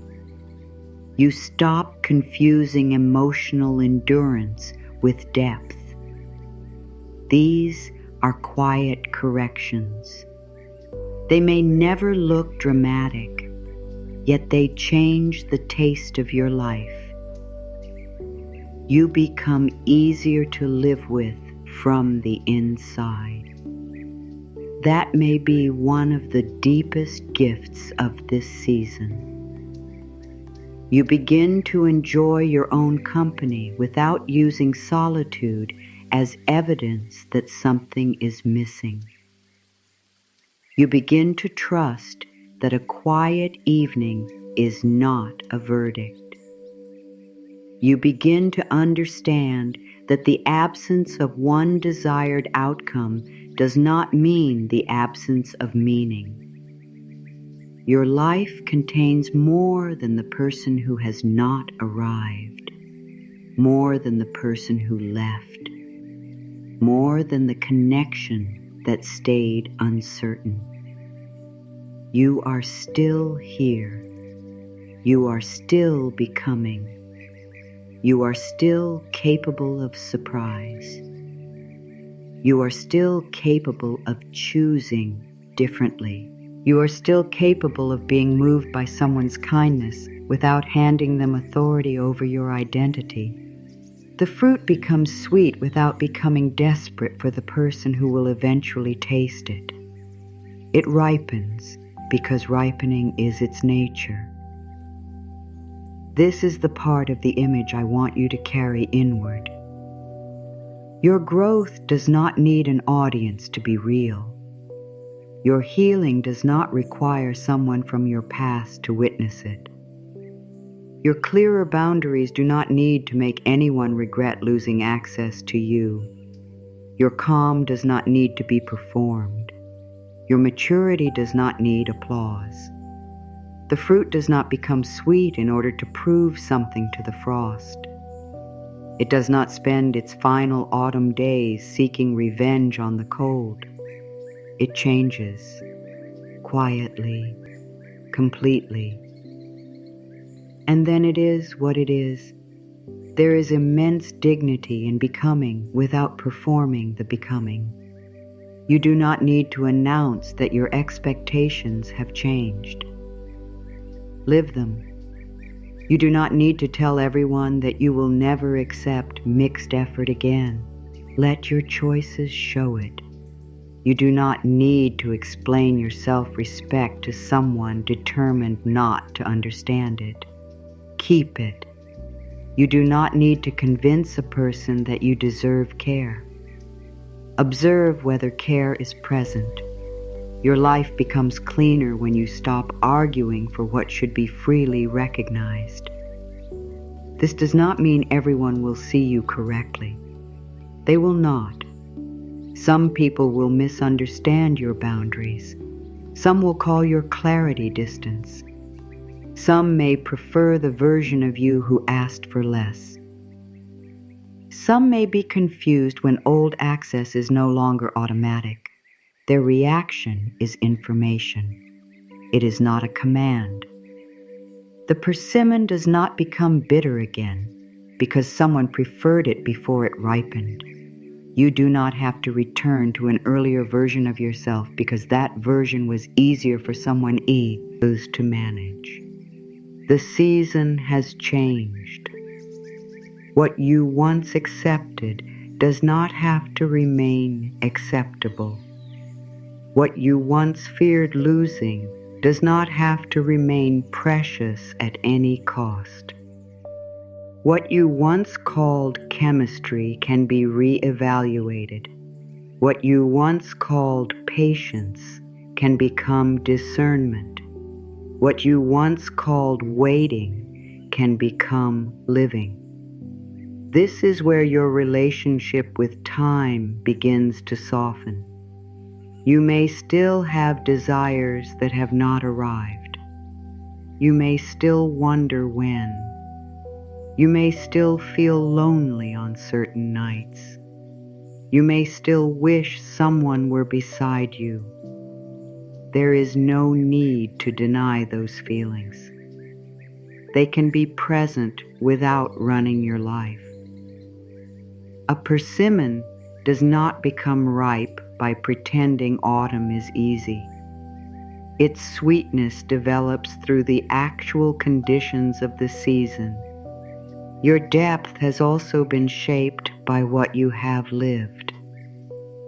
Again, this does not make every wound necessary. It means you are not required to remain defined by what wounded you. You can become more discerning without becoming afraid, more selective without becoming cynical, more self-respecting without becoming rigid, more patient without becoming passive, more open without becoming available to anything. That balance is ripeness, not perfection. Ripeness, the ability to know what you want without clutching, the ability to say no without cruelty, the ability to say yes without disappearing, the ability to care without trying to control, the ability to be disappointed without turning disappointment into a statement about your future, the ability to remain soft while standing on solid ground. This is what the difficult season has been teaching. You are not being trained to accept less. You are becoming less willing to mistake less for all that is available. That difference will shape what you choose next. And as this settles deeper, there is no need to rush. The frost passes in a single night, but the fruit was preparing long before the cold arrived. Your clarity may also seem sudden. One morning, you realize you are finished with uncertainty. One evening, you realize you no longer want to send the message. One conversation makes something obvious. One ordinary moment reveals that you have changed. Yet the change was developing quietly for months or years. Every disappointment contributed information. Every time you recovered, you learned something about your strength. Every time you noticed your own pattern, you moved closer to choice. Every time you admitted what hurt, you became more honest. The apparent suddenness is only the moment you can finally taste what has been ripening. Trust that. You do not need to force the next chapter into view tonight. Let the inner sweetness become familiar first. Let your life learn the feel of self-respect without an audience. Let your nervous system discover what it is like not to spend the night waiting for proof.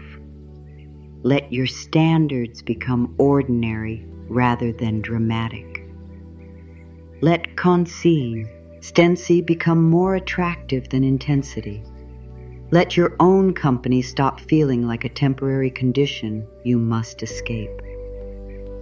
Something has already changed when you can sit inside uncertainty without bargaining against yourself. Something has already changed when silence no longer sends you running. Something has already changed when another person's distance does not automatically become a criticism of you.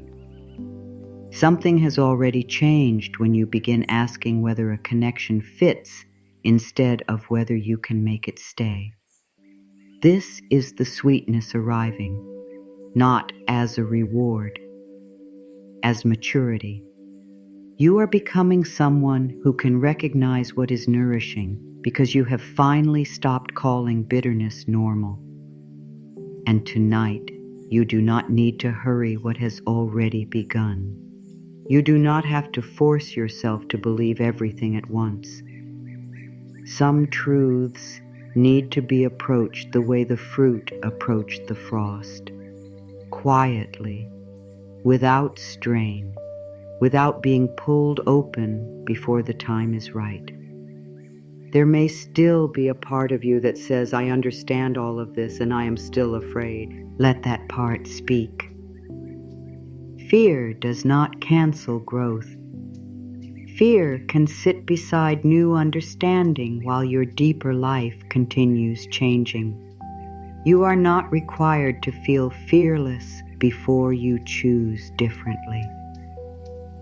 You are not required to feel completely healed before you stop accepting what drains you. You are not required to become certain about the future before becoming clearer about the present. This is where the inner work becomes more intimate, not dramatic, not performative.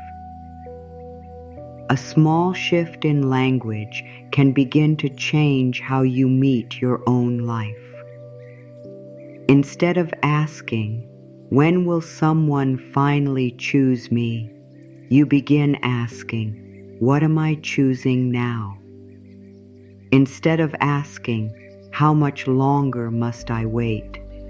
You begin asking, what is already becoming different in me? Instead of asking, why has this not happened yet? You begin asking, what has this season taught me to stop mistaking for connection?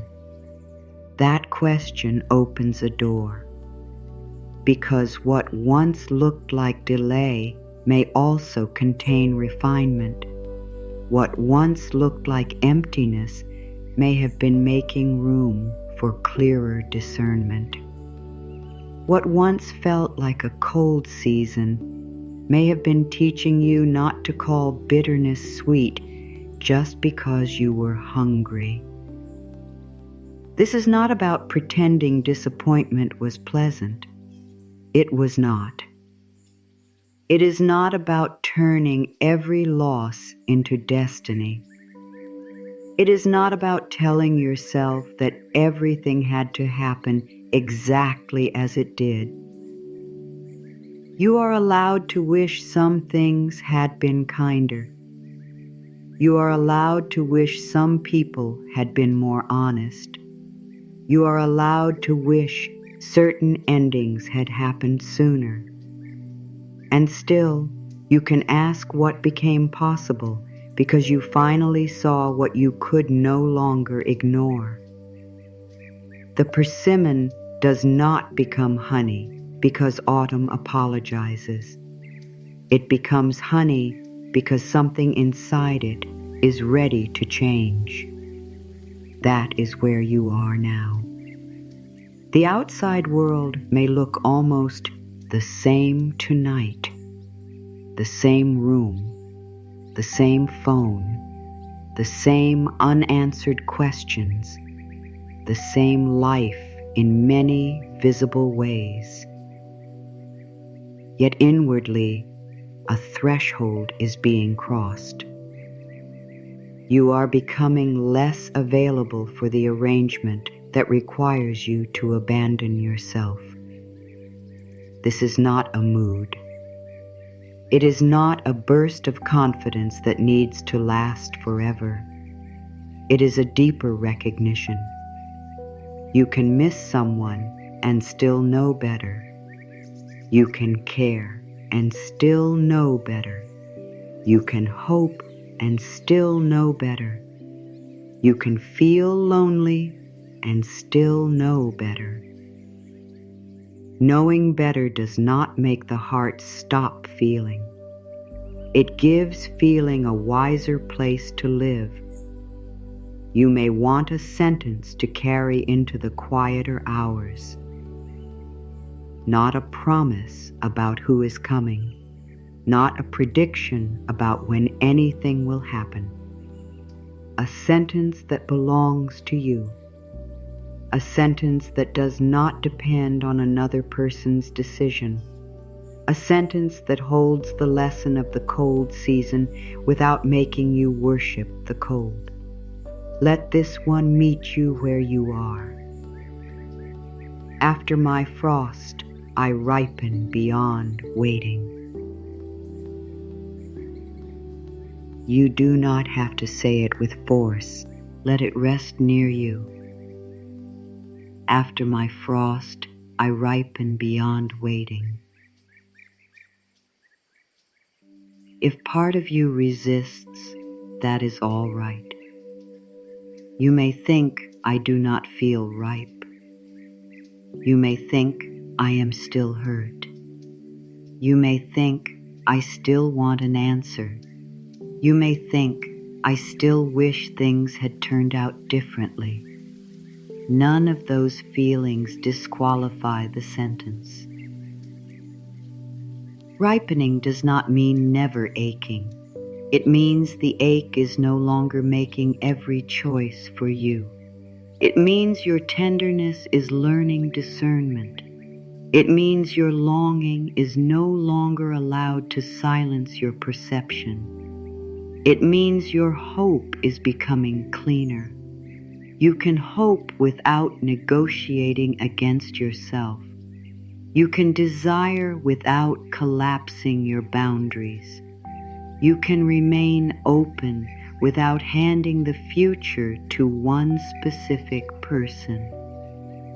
That is the deeper shift inside the words. After my frost, I ripen beyond waiting. And if even that feels too large tonight, use something smaller. I am willing to stop mistaking delay for my value. That is enough. Willingness is enough. You do not have to leap. You can move one honest inch, one clearer choice, one less explanation, one moment of not checking, one evening of letting yourself rest, one decision not to reopen what has already shown you its limits, one moment of believing your own experience before seeking another opinion. Small changes have dignity. They build a new relationship with yourself.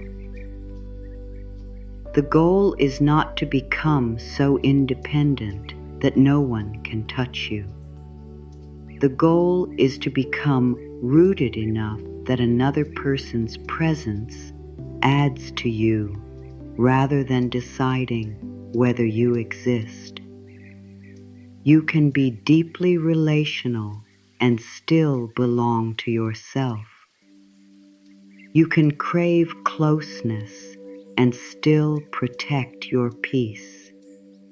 You can want companionship and still refuse arrangements that keep you emotionally hungry. These things are not opposites. They belong together. Healthy closeness is not built by one person becoming less real. It is built by two people becoming more honest. This is where standards begin to change from ideas into lived choices. A standard is not a list used to judge everyone from a distance. It is not a way to become superior. It is not a rigid test designed to prevent vulnerability. It is a quiet decision about what you are willing to build your life around. You may decide that consistency matters to you, not perfection, consistency. A person can have a difficult week and still communicate. A person can make a mistake and still repair. A person can need space and still be considerate. A person can be afraid and still be honest about the fear. You are not asking for flawless behavior. You are asking for enough steadiness that your whole inner world does not have to become a detective. You may decide that mutual effort matters. That does not mean everything is equal every day. Some seasons, one person gives more. Then life changes and the balance shifts. Mutuality is not accounting. It is the felt sense that both people care about the health of what they are building. Both ask. Both listen. Both make room. Both take responsibility when something breaks. Both want the other person to feel respected. There is movement in both directions. You may decide that clarity matters, not immediate certainty. Clarity. A person may not know the entire future. You may not know it either, but they can still be honest about what they are available for now. You do not need grand promises. You need words that are not constantly contradicted by actions. You need enough truth to make informed choices. You need room to ask what something means without being made to feel needy for asking. You may decide that emotional safety matters. That does not mean never feeling uncomfortable. Intimacy can bring difficult conversations. Difference can create tension. Two people can misunderstand each other. Safety means disagreement does not become humiliation. Questions do not become punishment.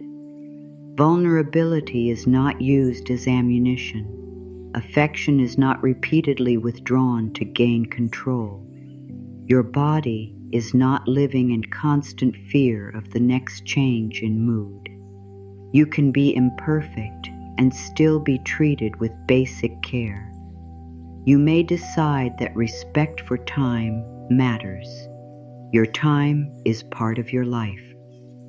Repeated cancellations, endless ambiguity, and last-minute access may carry information. Again, one event is not a destiny. Patterns matter. A pattern tells you what you are actually being asked to live with. This is why your expectations do not need to be announced like rules carved in stone. You can simply respond to what happens. When something feels unclear, you ask. When something repeatedly hurts, you name it. When your words are dismissed, you take that seriously. When repair inevitable comes, you let that matter. When someone shows steady care, you let that matter too. Discernment is not only about identifying what is wrong, it is also about learning to recognize what is good. You may have become so trained to scan for danger that steadiness feels almost invisible. Let yourself learn another kind of attention. Notice the person who follows through, the person who respects a no without sulking, the person who does not make you earn warmth after a disagreement. the person who can say, "I was wrong," the person who can hear a need without treating it as accusation, the person who is curious about your inner world, the person whose behavior lets you stop wondering where you stand. These qualities may appear less dramatic than emotional intensity. They build something far more durable. Your nervous system may need time to become accustomed to this. If uncertainty once felt familiar, calm may initially feel strange. Do not confuse unfamiliarity with absence of feeling. You are retraining what your body associates with connection. There is an old habit of mistaking activation for attraction, the racing mind, the waiting, the relief, the longing, the uncertainty, the constant mental occupation. It feels powerful because it is powerful, but power is not always compatibility. A steady bond may give you room to think about other things, room to work, room to sleep, room to laugh without checking your phone, room to disagree and still feel connected, room for your life to remain larger than the relationship. That is not lack of passion.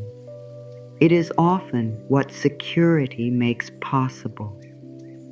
You are learning to stop demanding that connection keep you anxious before you believe it is meaningful. This may be one of the most important changes of your life. You no longer need to be consumed in order to care. You no longer need to be uncertain in order to feel desire. You no longer need emotional scarcity to make attention feel precious. You can begin wanting what can breathe, what can stay present, what can tell the truth, what can survive an honest conversation, what can grow without one person becoming smaller. There may still be moments when old instincts return. Someone becomes distant and your mind wants to rush forward. Someone takes longer to respond and old stories begin forming. Someone seems uncertain and you feel the urge to become more impressive, more accommodating, more available. This is where you can meet yourself differently. You do not have to shame the impulse. You can recognize it. There is the old strategy. There is the part of me that thinks pursuit creates safety. There is the part of me that wants to prevent rejection before it happens. And then you can choose another response. You can wait long enough to hear yourself. You can ask what is actually known. You can separate present facts from old fear. You can decide whether communication is needed. You can remember that someone else's behavior is not a measurement of your value. This is how a new pattern becomes real, not by never being activated. By becoming less obedient to activation, your body learns through repetition. Every time you remain with yourself, something settles. Every time you honor a clear boundary, something strengthens. Every time you resist the urge to over-explain, something becomes simpler. Every time you let another person carry their part, something becomes more honest.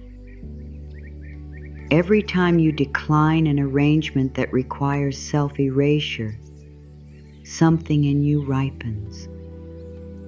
There is the fruit again, still on the branch, no announcement, no applause.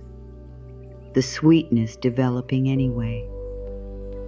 You do not have to prove your change by becoming hard. Hardness would only be another form of fear. You can stay tender, you can laugh, you can flirt, you can be moved, you can hope, you can feel deeply, you can give generously, you can forgive, you can be romantic. None of these require abandoning discernment. In fact, your softness becomes safer when it has structure around it. A soft heart with no boundaries becomes exhausted. A soft heart with clear boundaries can remain open for a very long time. That is the form of tenderness you are building now. Not endless access, wise openness.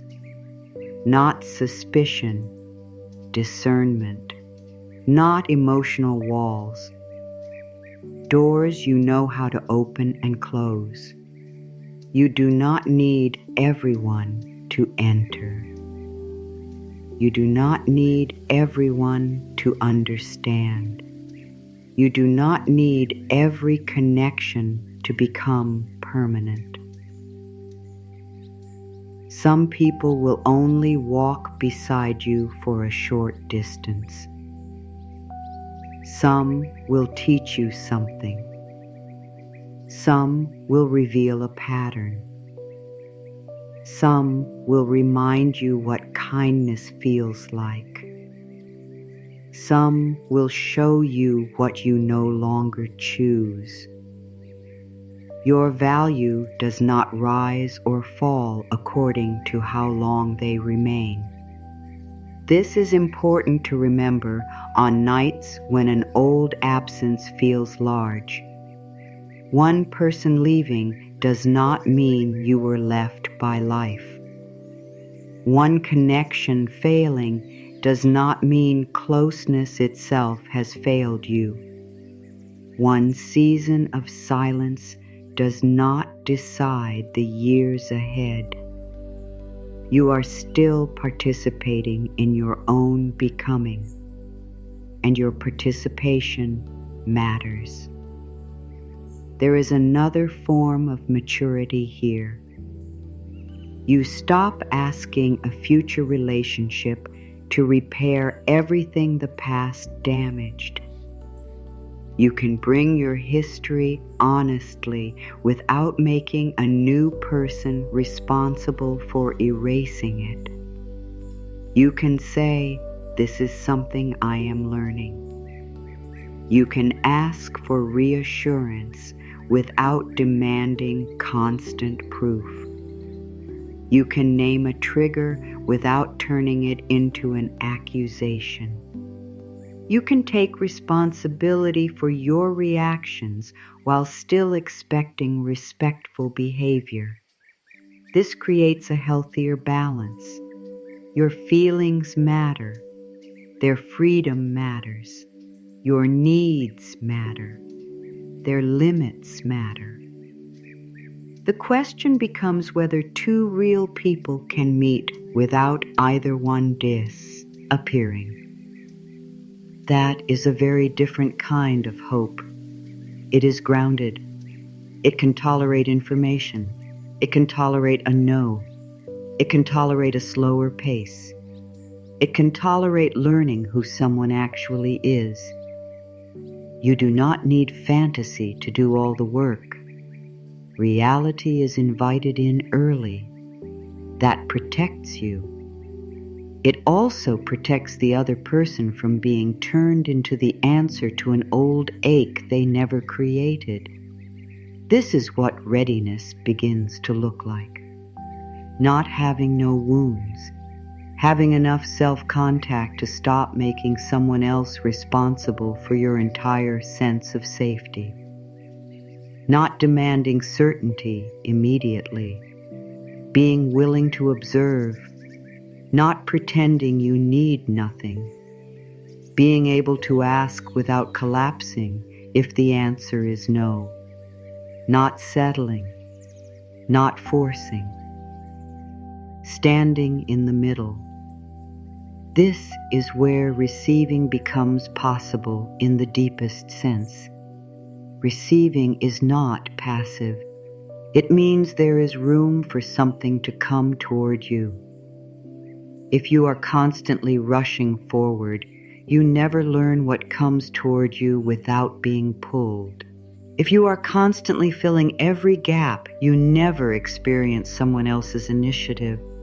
If you are constantly proving, you never discover whether appreciation exists without a performance.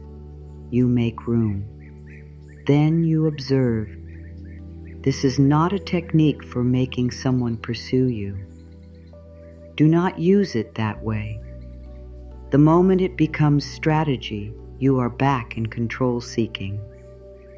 The point is not to make someone do anything. The point is to stop doing everything.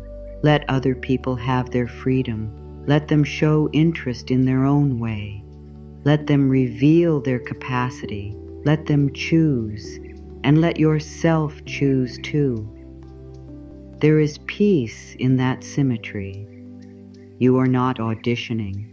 They are not auditioning. Two people are learning. Can we tell the truth here?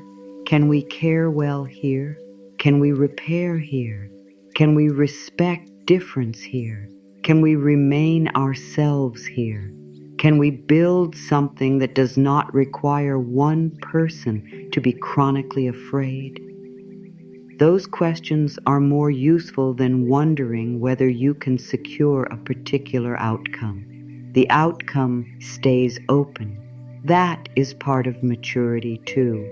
No affirmation can guarantee that one person will return. No inner practice can promise that a particular relationship will happen. No amount of positive thinking should be used to override another person's freedom or your own safety. These words are here to support your self-respect and your readiness for healthier connection. They are not a substitute for safety. If a relationship harms your body or spirit, frightens you, controls you, isolates you, or repeatedly crosses serious boundaries, affirmations alone are not the answer. Real support matters. Trusted people matter. Professional help can matter. Practical protection can matter. You never have to stay in harm in order to prove that you are compassionate. You never have to spirit. You realize what needs concrete help. Your safety belongs inside your standards, not outside them. This matters because tenderness can sometimes be used against people who have very large hearts. You may think they are wounded, therefore I must stay. You may think they had a difficult past, therefore I must excuse what happens now. You may think leaving would mean I failed to love well. No. Understanding someone's pain does not require volunteering to be harmed by it. Compassion can coexist with distance. Forgiveness can coexist with protection. Care can coexist with a closed door. You are permitted to choose what preserves your life. That is not cruelty, it is responsibility.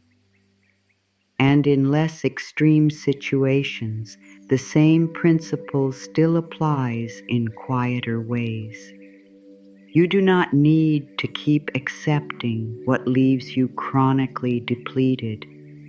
You do not need to keep investing where honesty remains absent. You do not need to call confusion depth. You do not need to call waiting devotion. You do not need to call self-erasure kindness. You can use clearer words now. That is part of the ripening. You are learning the taste of what is real. At first, this may narrow the field. Some situations you once entertained will no longer interest you. Some attention will stop feeling flattering. Some words will stop impressing you. Some familiar dynamics will lose their pull. This can create an empty space. Do not rush to fill it. An empty branch is not a failed branch. It may be the place where the fruit has finally been harvested. Space is not always absence. Sometimes it is evidence that you stopped keeping what had already become bitter. Let the space exist. Let your life feel simpler for a while. Let the quiet become normal. Let your own company become familiar.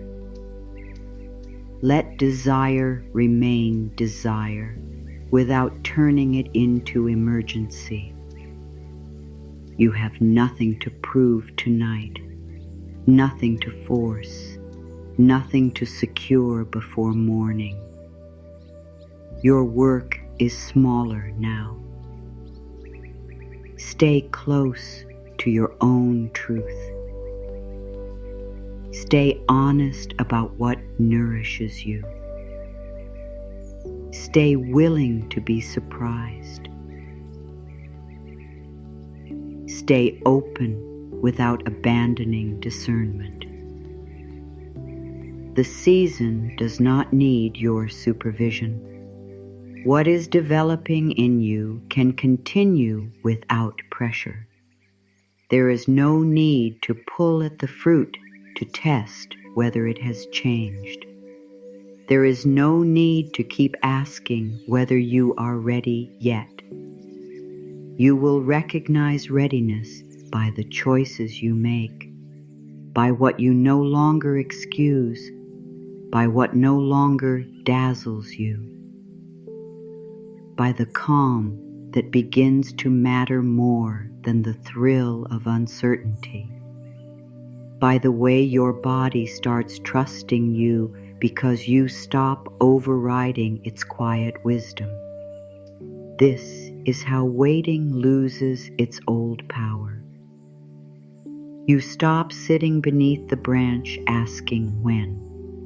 You begin living as the person who has learned what sweetness actually tastes like. You do not have to keep testing what has already become clear. There is a point where self-trust stops asking for more evidence, not because you know every answer, because you know yourself more deeply. You know what happens when you keep negotiating with your own discomfort. You know what happens when you wait for someone else to name what their actions have already shown. You know the tiredness that comes from hoping harder than the other person participates.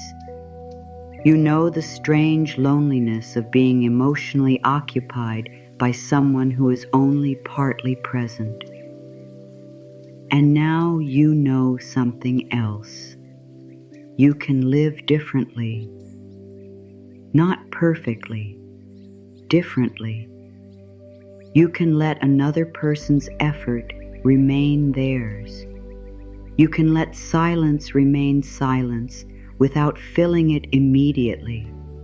You can let uncertainty reveal itself without rushing in to rescue the possibility. You can let a disappointing answer be disappointing. You can let a clear ending be clear. You can let a steady beginning develop without demanding that it prove its future too soon. This is how you stop living at the mercy of every emotional weather change. Your life becomes less reactive, more rooted. You begin to trust what repeats. You begin to respect how you feel after an interaction, not only how intensely you feel during it. That difference matters. Intensity can hide many things. It can hide incompatibility. It can hide fear. It can hide scarcity. It can hide the thrill of being temporarily reassured after long uncertainty. Peace often reveals more. In peace, you can hear your own thoughts. In peace, you can remember what matters to you. In peace, you can decide rather than react. In peace, you can see another person as they are, instead of as the answer to something aching inside you. This does not make life less romantic. It makes romance less dependent on suffering. There is room for excitement, room for desire, room for mystery, room for longing. But none of these needs to cost you your inner ground. You are learning to distinguish between wanting someone and needing their response to settle your identity. Those experiences can feel similar. They are not the same. You can want someone deeply and still remain yourself. You can be disappointed without collapsing. You can be excited without abandoning discernment.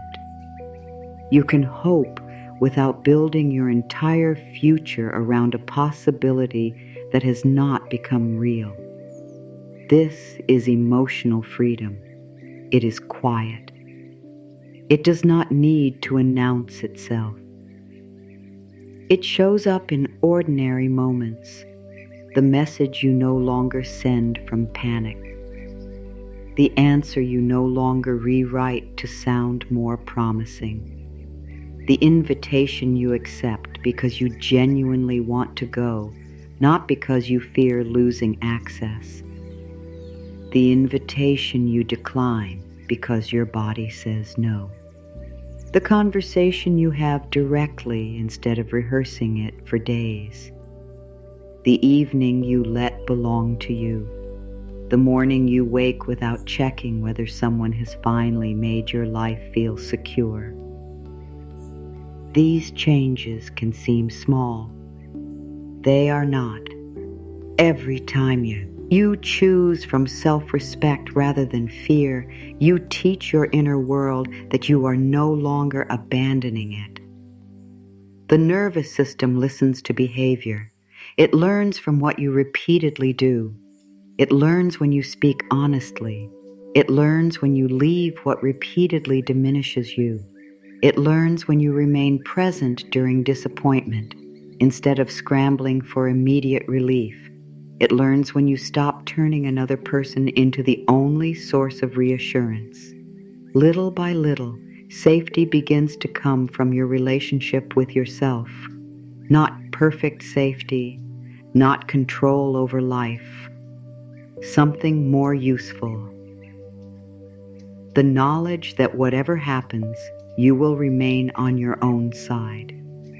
That can transform the way you enter connection. You no longer arrive empty-handed, asking another person to provide your entire sense of being valued. You arrive with a life, with history, with humor, with preferences, with routines, with people who matter, with things that interest you, with private dreams, with hard-earned discernment, with tenderness that has survived. You are not asking someone to create you. You are inviting them to know you. There is less pressure in that, and more truth. You can let someone discover you slowly. You do not have to reveal everything immediately to create closeness. You do not have to become indispensable. You do not have to prove how much you can give. You do not have to become their rescuer, counselor, constant comfort, or emotional home before trust has had time to grow. You can let connection develop in proportion, a little more honesty, a little more history, a little more vulnerability, a little more trust. You observe what happens with what you share. Is it respected? Is it held carefully? Is curiosity returned? Do words and behavior continue to belong together? This slower pace is not withholding. It is wisdom. The fruit does not become sweeter because someone squeezes it to check. Ripening is not improved by pressure. Neither is trust. The strongest bonds often deepen through repetition more than declarations. A promise can be beautiful. Repeated behavior builds confidence. A dramatic moment can feel unforgettable. Ordinary steadiness builds a life. You begin to appreciate the ordinary more now. The person who does what they said. The conversation that does not leave you confused afterward. The apology that includes changed behavior. The affection that does not disappear whenever there is tension. The ability to be quiet beside another person without wondering whether the silence means rejection. These things may not produce the same sharp emotional rush as uncertainty. They can produce something better, rest. And rest may become one of your clearest measures. Not whether someone excites every old wound, whether your whole being can eventually exhale near them. You are not looking for someone who never triggers as anything. That would be unrealistic. You are looking for a form of connection where difficulty can be brought into the light rather than used to keep you guessing. Where you can say, I felt hurt. Where the other person can listen. Where they can say, I need something too. Where both people can remain human. This kind of closeness requires strength. Not the strength to endure endless ambiguity, the strength to be known, the strength to hear an answer you may not prefer, the strength to speak before resentment becomes enormous, the strength to let another person choose freely, the strength to walk away when remaining would require abandoning yourself. You have more of that strength than you once believed. It grew during the cold season. It grew every time you survived a disappointment you thought would break you. It grew every time you woke after a difficult night and continued living. It grew every time you saw a pattern more clearly. It grew every time you stopped blaming yourself for someone else's limitations. It grew every time you chose truth over fantasy. The fruit was changing long before anyone could taste the difference. So were you. You may still be tempted to measure your progress by what has appeared outside you. Do not make that your only measurement. A new person arriving is not the only evidence of growth. A relationship beginning is not the only sign that your inner life has changed. Sometimes the first evidence is what you no longer tolerate. Sometimes it is what no longer attracts you.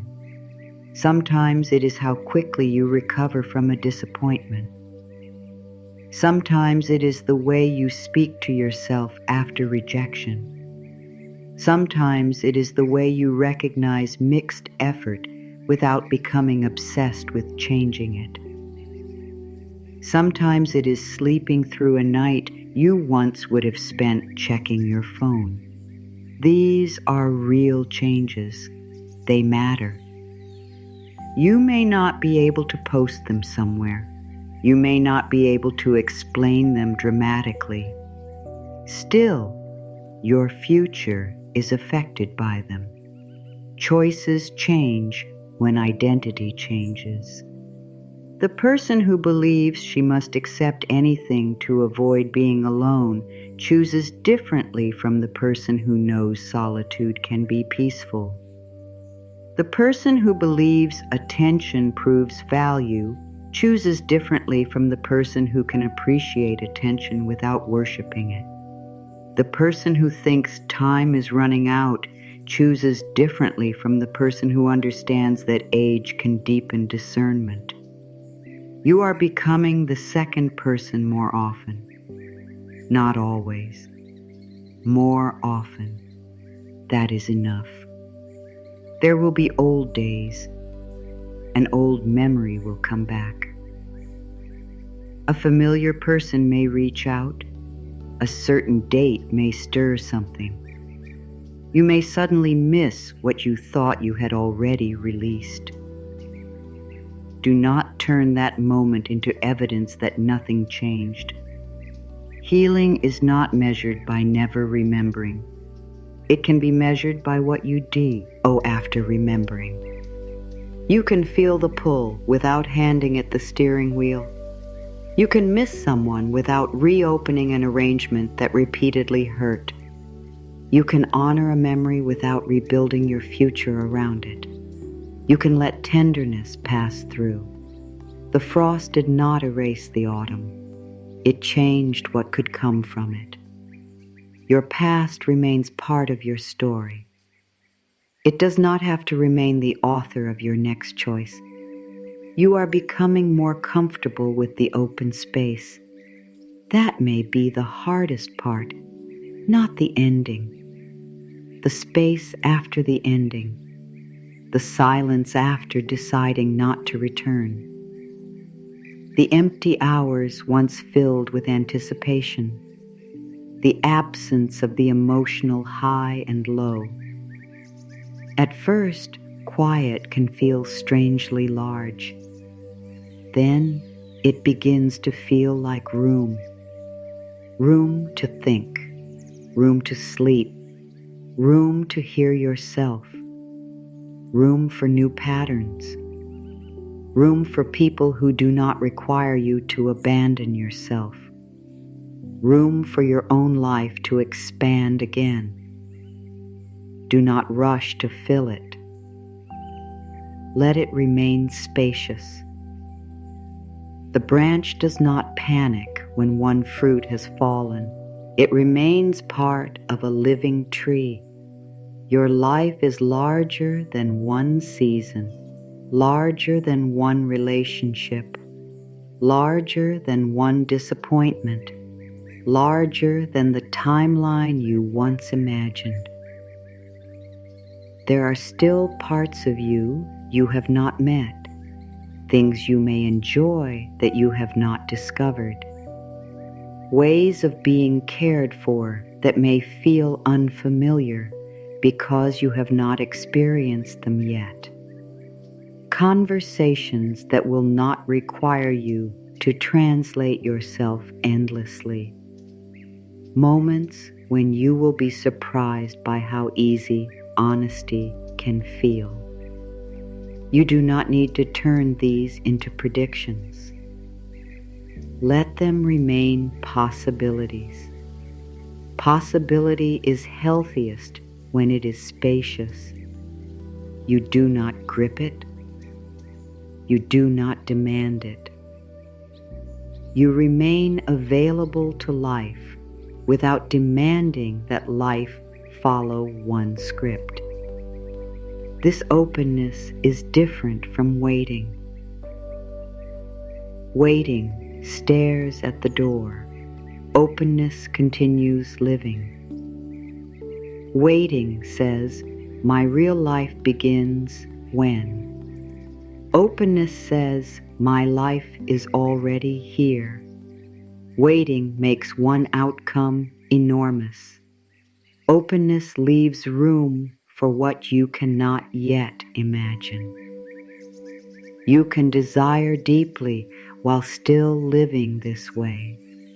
You can carry a wish without carrying a deadline. You can have a preference without turning it into a demand against life. You can want companionship without treating your present as incomplete. The more you live this way, the more grounded your choices become. You do not reach from panic. You do not accept from scarcity. You do not stay because you think there will never be another chance. You do not force because you are afraid of time. You meet what comes. You observe. You speak. You listen. You choose. This is enough work for one human heart. You do not need to manage destiny. You only need to meet reality with your eyes open. Now the night can begin taking some of the effort from you. The mind does not need to solve anything else. There is no conversation you must rehearse, no future you must secure, no person you must understand completely before sleep. You can begin letting the day loosen around you. And before the body settles fully, let these words fall one by one. No argument, no performance, no demand that every line feel perfectly true. They can arrive like small drops of sweetness after a long cold season. I stay with myself. I trust my pace. I honor my needs. I choose what is mutual. I welcome clear care. I respect my limits. I can hear myself.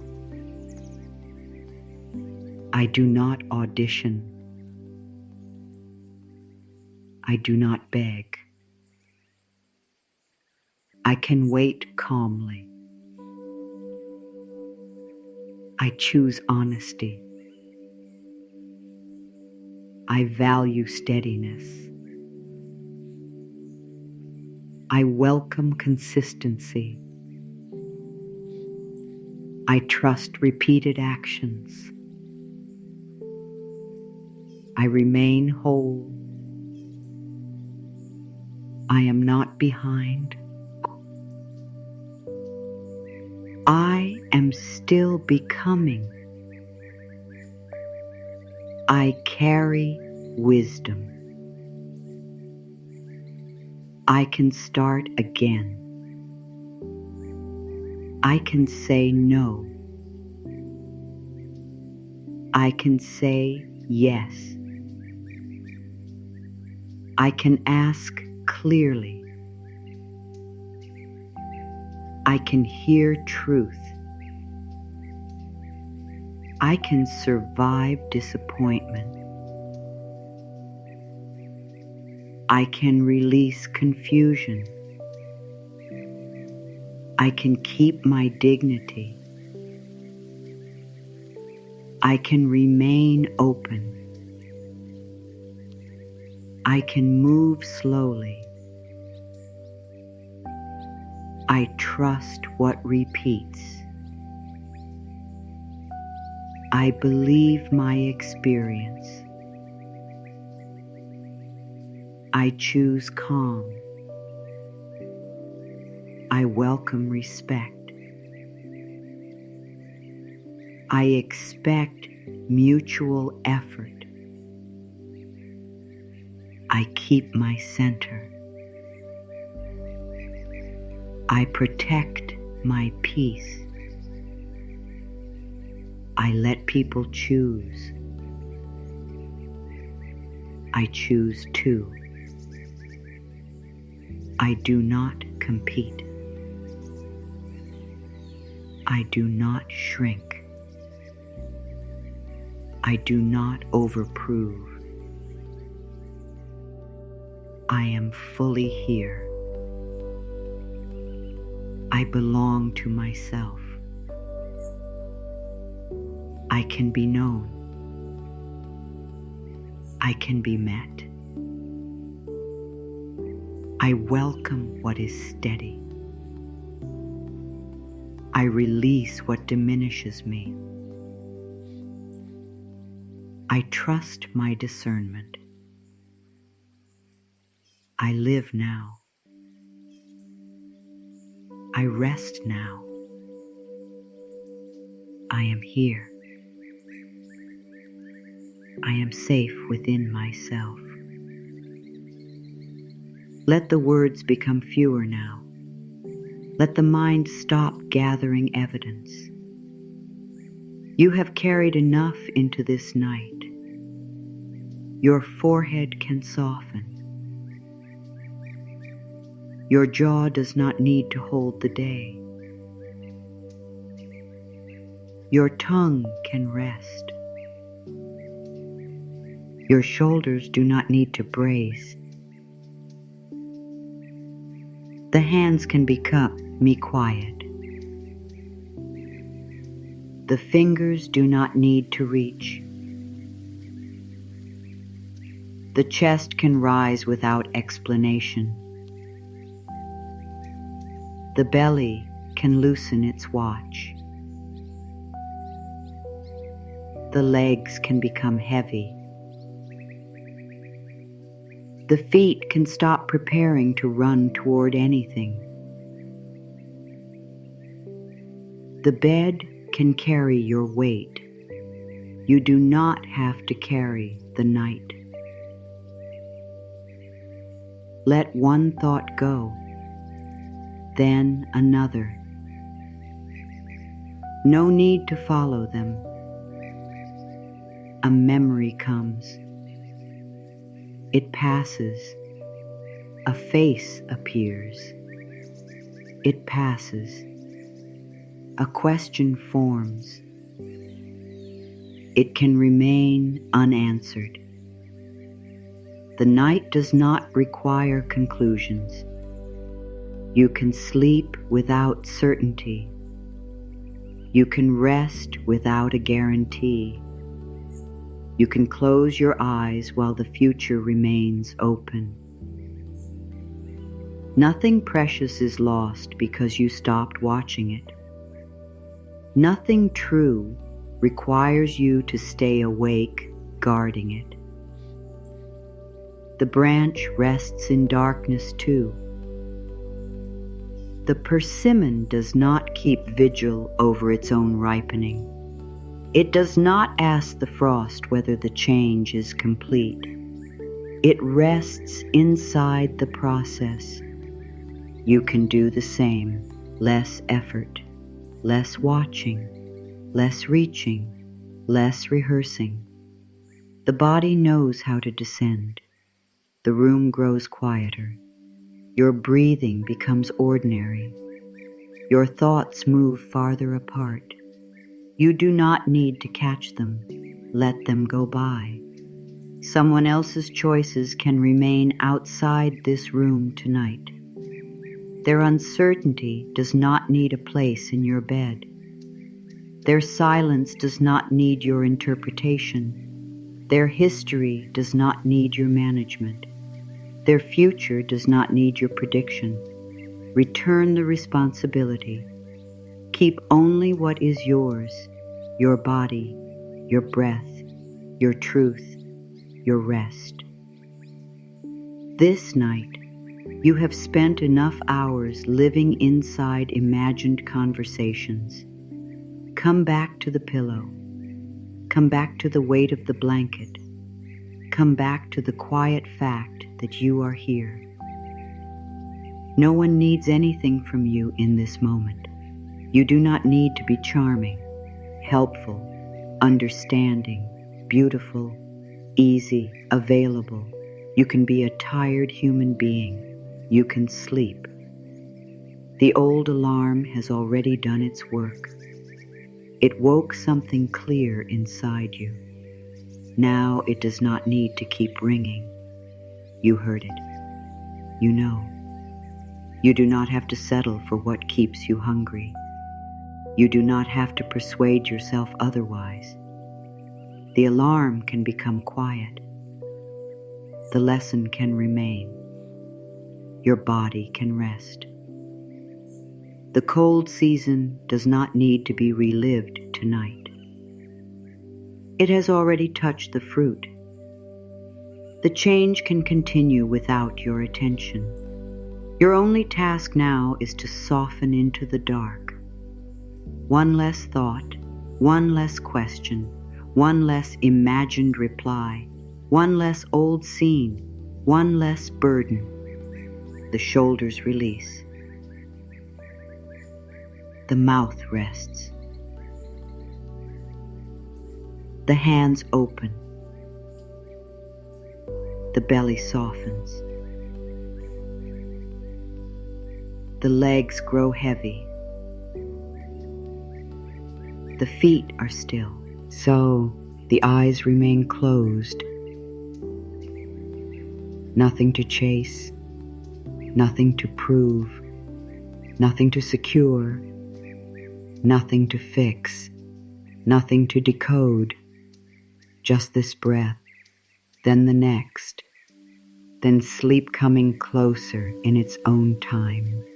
You can let it find you. There is nothing left to prove to the night. You have already listened far enough inward to know what cannot follow you into sleep. The old habit of waiting for a sign can loosen now, not because every answer has arrived, because your life no longer needs to stand still until it does. You can rest while some questions remain unanswered. You can sleep while someone else is still uncertain. You can let tomorrow belong to tomorrow. This is one of the quietest forms of freedom. The heart stops demanding that every unfinished thing be resolved before the body is permitted to rest. It stops using wakefulness as a form of control. It stops believing that one more thought will finally make the future predictable. There is no thought you need to finish tonight. No scene you need to replay until it changes. No message hidden inside silence that must be discovered before morning.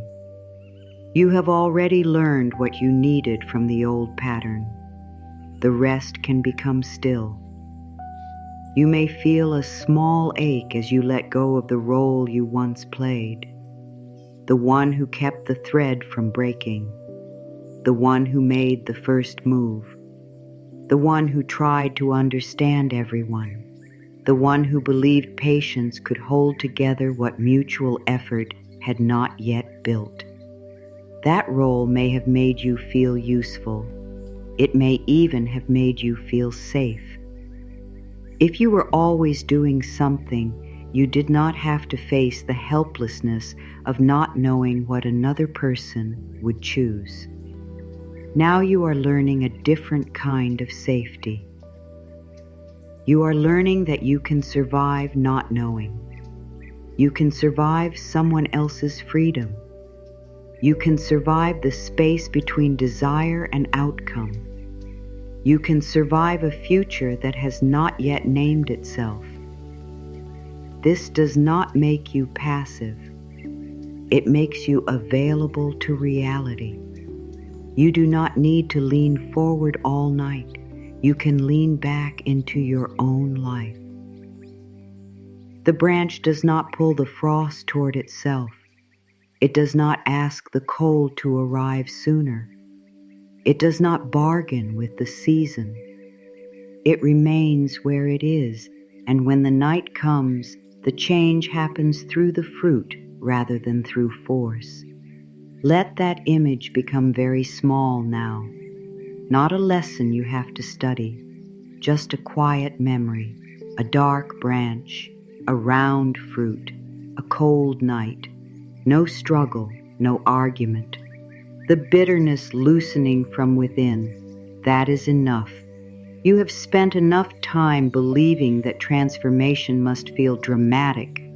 Sometimes it feels like losing interest in what once consumed you.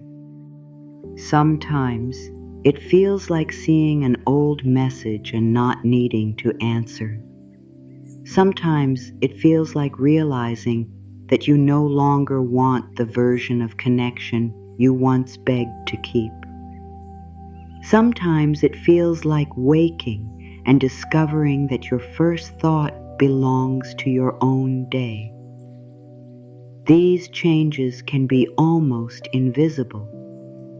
Still, they are real. You do not need to measure them. You do not need to prove them. You do not need to ask whether you are doing this correctly. Let the body become the place where the new lesson settles. The face softens. The eyes rest deeper. The throat becomes quiet. The shoulders release one more layer. The hands need nothing. The chest does not have to defend anything. The stomach does not have to predict anything. The legs have nowhere to go. The feet are finished carrying you for today. Your whole body can stop leaning toward what is absent. It can remain here, this bed, this darkness, this breath, this moment. There is dignity in ending the day without an answer. There is dignity in refusing to turn uncertainty into self-criticism. There is dignity in letting another person be who they are while you remain who you are. There is dignity in no longer making your peace dependent on someone else's clarity. You are not withdrawing from life. You are returning to it. Your attention is coming home. Your time is coming home. Your imagination is coming home. The hours once spent rehearsing, decoding, hoping, and recovering can become yours again. Not all at once. Enough for tonight. You do not need to decide who will walk beside you later. You only need to stop walking away from yourself now. If a new connection enters your life, let it meet the real you, the one who does not rush, the one who can ask, the one who can listen, the one who can enjoy interest without turning it into destiny, the one who can feel attraction without making it a command, the one who can take time, the one who can let trust be built, the one who can remain curious, the one who can walk away from what repeatedly asks for self-erasure. This is not a performance of strength. It is the shape of inner loyalty.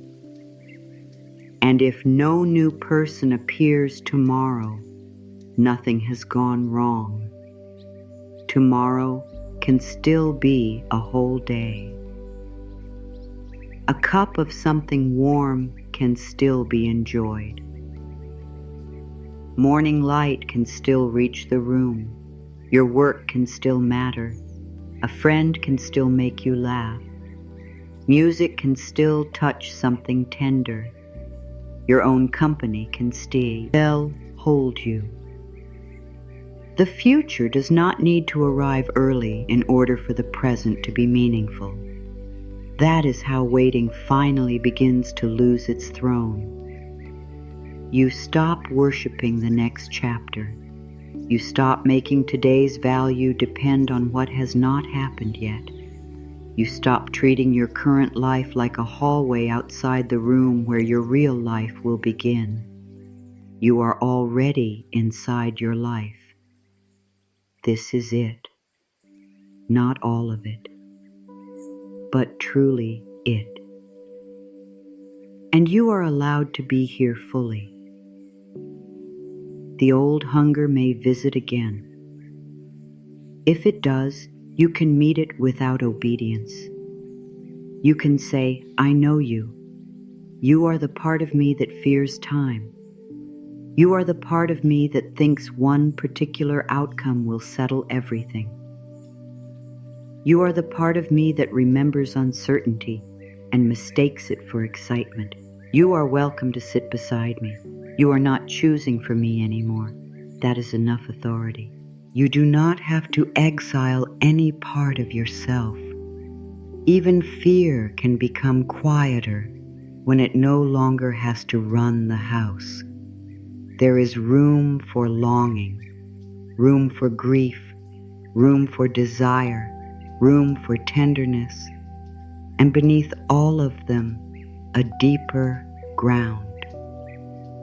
You, still here, still breathing, still capable of choosing, still capable of being surprised, still capable of building a life that does not ask you to disappear. Tonight, the persimmon has no need to explain its sweetness. It does not look backward and argue with autumn. It does not demand that the frost prove why it came. It simply carries forward what the season has changed. You can do the same. There is another thing the cold season has taught you. Sweetness is not the same as softness toward everything. A ripe fruit has changed, but it has not lost its nature. In the same way, your tenderness can remain warm while your choices become clearer. You can care about someone and stop volunteering for uncertainty. You can remember what was beautiful without reopening what was painful.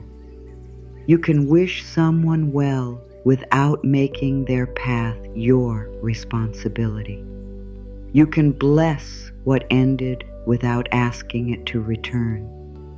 This is not emotional distance. It is proportion. You are placing people back in their proper place inside your life. No one person needs to become the sun around which every thought turns. No unanswered message needs to decide whether the evening is peaceful. No old connection needs to become the measure of what may still be possible. You have a larger life than that, a larger mind, a larger heart, a larger future than any single chapter can contain. Let that bigness feel quiet rather than grand. You do not have to imagine extraordinary scenes. You can begin with ordinary ownership. Your morning belongs to you. Your meals belong to you. Your music belongs to you. Your friendships belong to you. Your private thoughts belong to you. Your sleep belongs to you. Even your longing belongs to you. It does not belong to the person who awakened it. That longing is evidence of your capacity to feel. Your capacity stays with you. No one takes it when they leave. No one owns the tenderness they happen to touch. This matters because loss can create the illusion that the best parts of you went away with someone else. They did not. Your warmth is still yours. Your humor is still yours. Your devotion is still yours. Your ability to care is still yours. Your curiosity is still yours. Your sensuality is still yours. Your capacity for closeness is still yours. What changes now is where you place these gifts. You do not scatter them where they are repeatedly overlooked. You do not keep offering them in the hope that greater giving will finally produce greater care. You begin to place them where they can be met. And until that happens, you keep them near, not locked away, protected. This is what the long autumn has given you. A better sense of timing, a deeper respect for readiness, a quieter willingness to let people reveal themselves before you build a future around them. The younger part of you may have wanted immediate certainty. The wiser part can tolerate discovery. It can let a beginning be a beginning. It can enjoy a conversation without turning it into prophecy. It can enjoy attention without making it proof. It can enjoy attraction without surrendering judgment. It can let a person be interesting before deciding they are important. That is freedom, too. You are no longer required to make every spark carry the weight of forever. You can let life unfold at human speed. You can let affection develop through ordinary acts. You can let trust gather slowly. You can let a person earn access to the deeper rooms of your life through consistency rather than intensity. And you can do the same for them. No rushing, no claiming, no fantasies used as contracts. Just two people revealing themselves over time. If that comes, you will be better able to recognize it because you are no longer calling confusion romance. If it does not come on the timetable you once imagined, your life remains yours. The branch is still alive before the fruit is tasted. The fruit is still itself before anyone praises its sweetness. You are still yourself before anyone chooses to stay. That truth can become very quiet now. It does not need emphasis. It can sit beneath the breath. You are here before anyone arrives. You rem in here after anyone leaves. And when someone walks beside you, they meet a person who already has an inner home. That changes the quality of closeness. You can share from fullness instead of panic. You can ask instead of guessing. You can rest instead of monitoring. You can speak instead of performing. You can be disappointed without disappearing into the disappointment. You can be happy without fearing that happiness must be secured. You can let a good moment be good. You can let a difficult moment be information. You can let time show you what is true. Nothing needs to be hurried tonight. The cold has passed over the branch. The fruit does not need another frost to prove the lesson. Neither do you. Carry forward the discernment. Leave behind the self-blame. Carry forward the clarity. Leave behind the bargaining. Carry forward the tenderness. Leave behind the belief that tenderness means endless access. Carry forward the ability to hope. Leave behind the idea that hope must keep you suspended. What remains is cleaner, quieter, more yours. Now the night can take over. The room does not ask questions. The pillow does not ask you to decide. The blanket does not care whether anyone understands you. Darkness does not require a performance. You can stop. You can become heavy. You can let the mattress hold what you no longer need to hold. The mind may still produce a few last thoughts.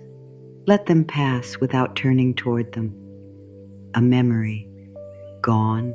A question, gone. A name, gone. A possible future, gone.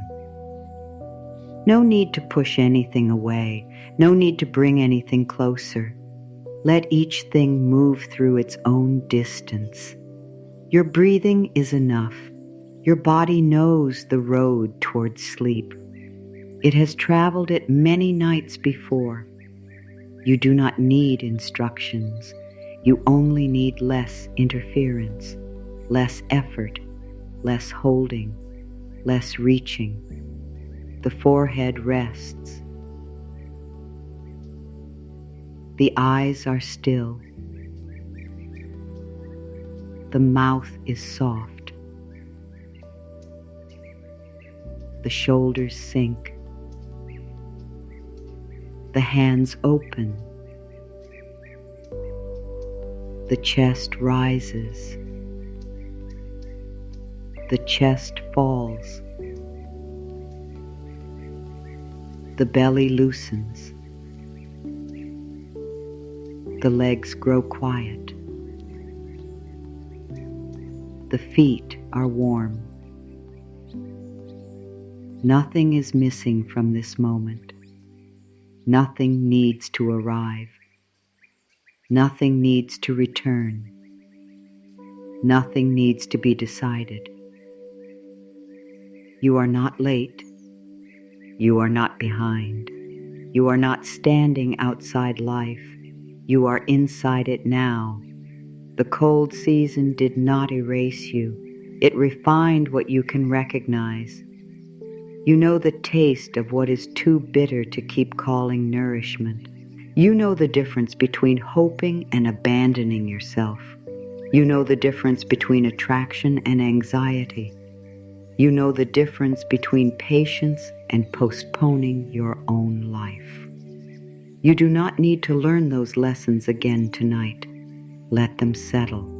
Let them become quiet knowledge. The fruit does not repeat the frost. It becomes what the frost helped reveal. And you do not need to repeat the old waiting in order to remember what it taught you. You can move forward without urgency. You can rest without watching. You can trust without predicting. You can desire without gripping. You can care without disappearing. You can remain open without making promises on behalf of the future. This is enough, more than enough for tonight. Your heart does not have to stand at the window. Your mind does not have to keep the light on. The old alarm is silent now. You heard it. You answered. You returned to yourself. Stay there. Stay soft. Stay clear. Stay whole. Let sleep come closer. Let the last thoughts thin. Let the room become distant. Let the day disappear. No more proving. No more persuading. No more interpreting. No more leaning forward.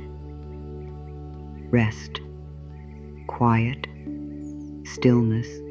Darkness. The branch is calm. The fruit is sweetening. The night is doing nothing loudly. Neither are you. I stay rooted. Sweetness comes in season. You no longer chase. You attract. By morning, you may still have questions, but you will no longer belong to them.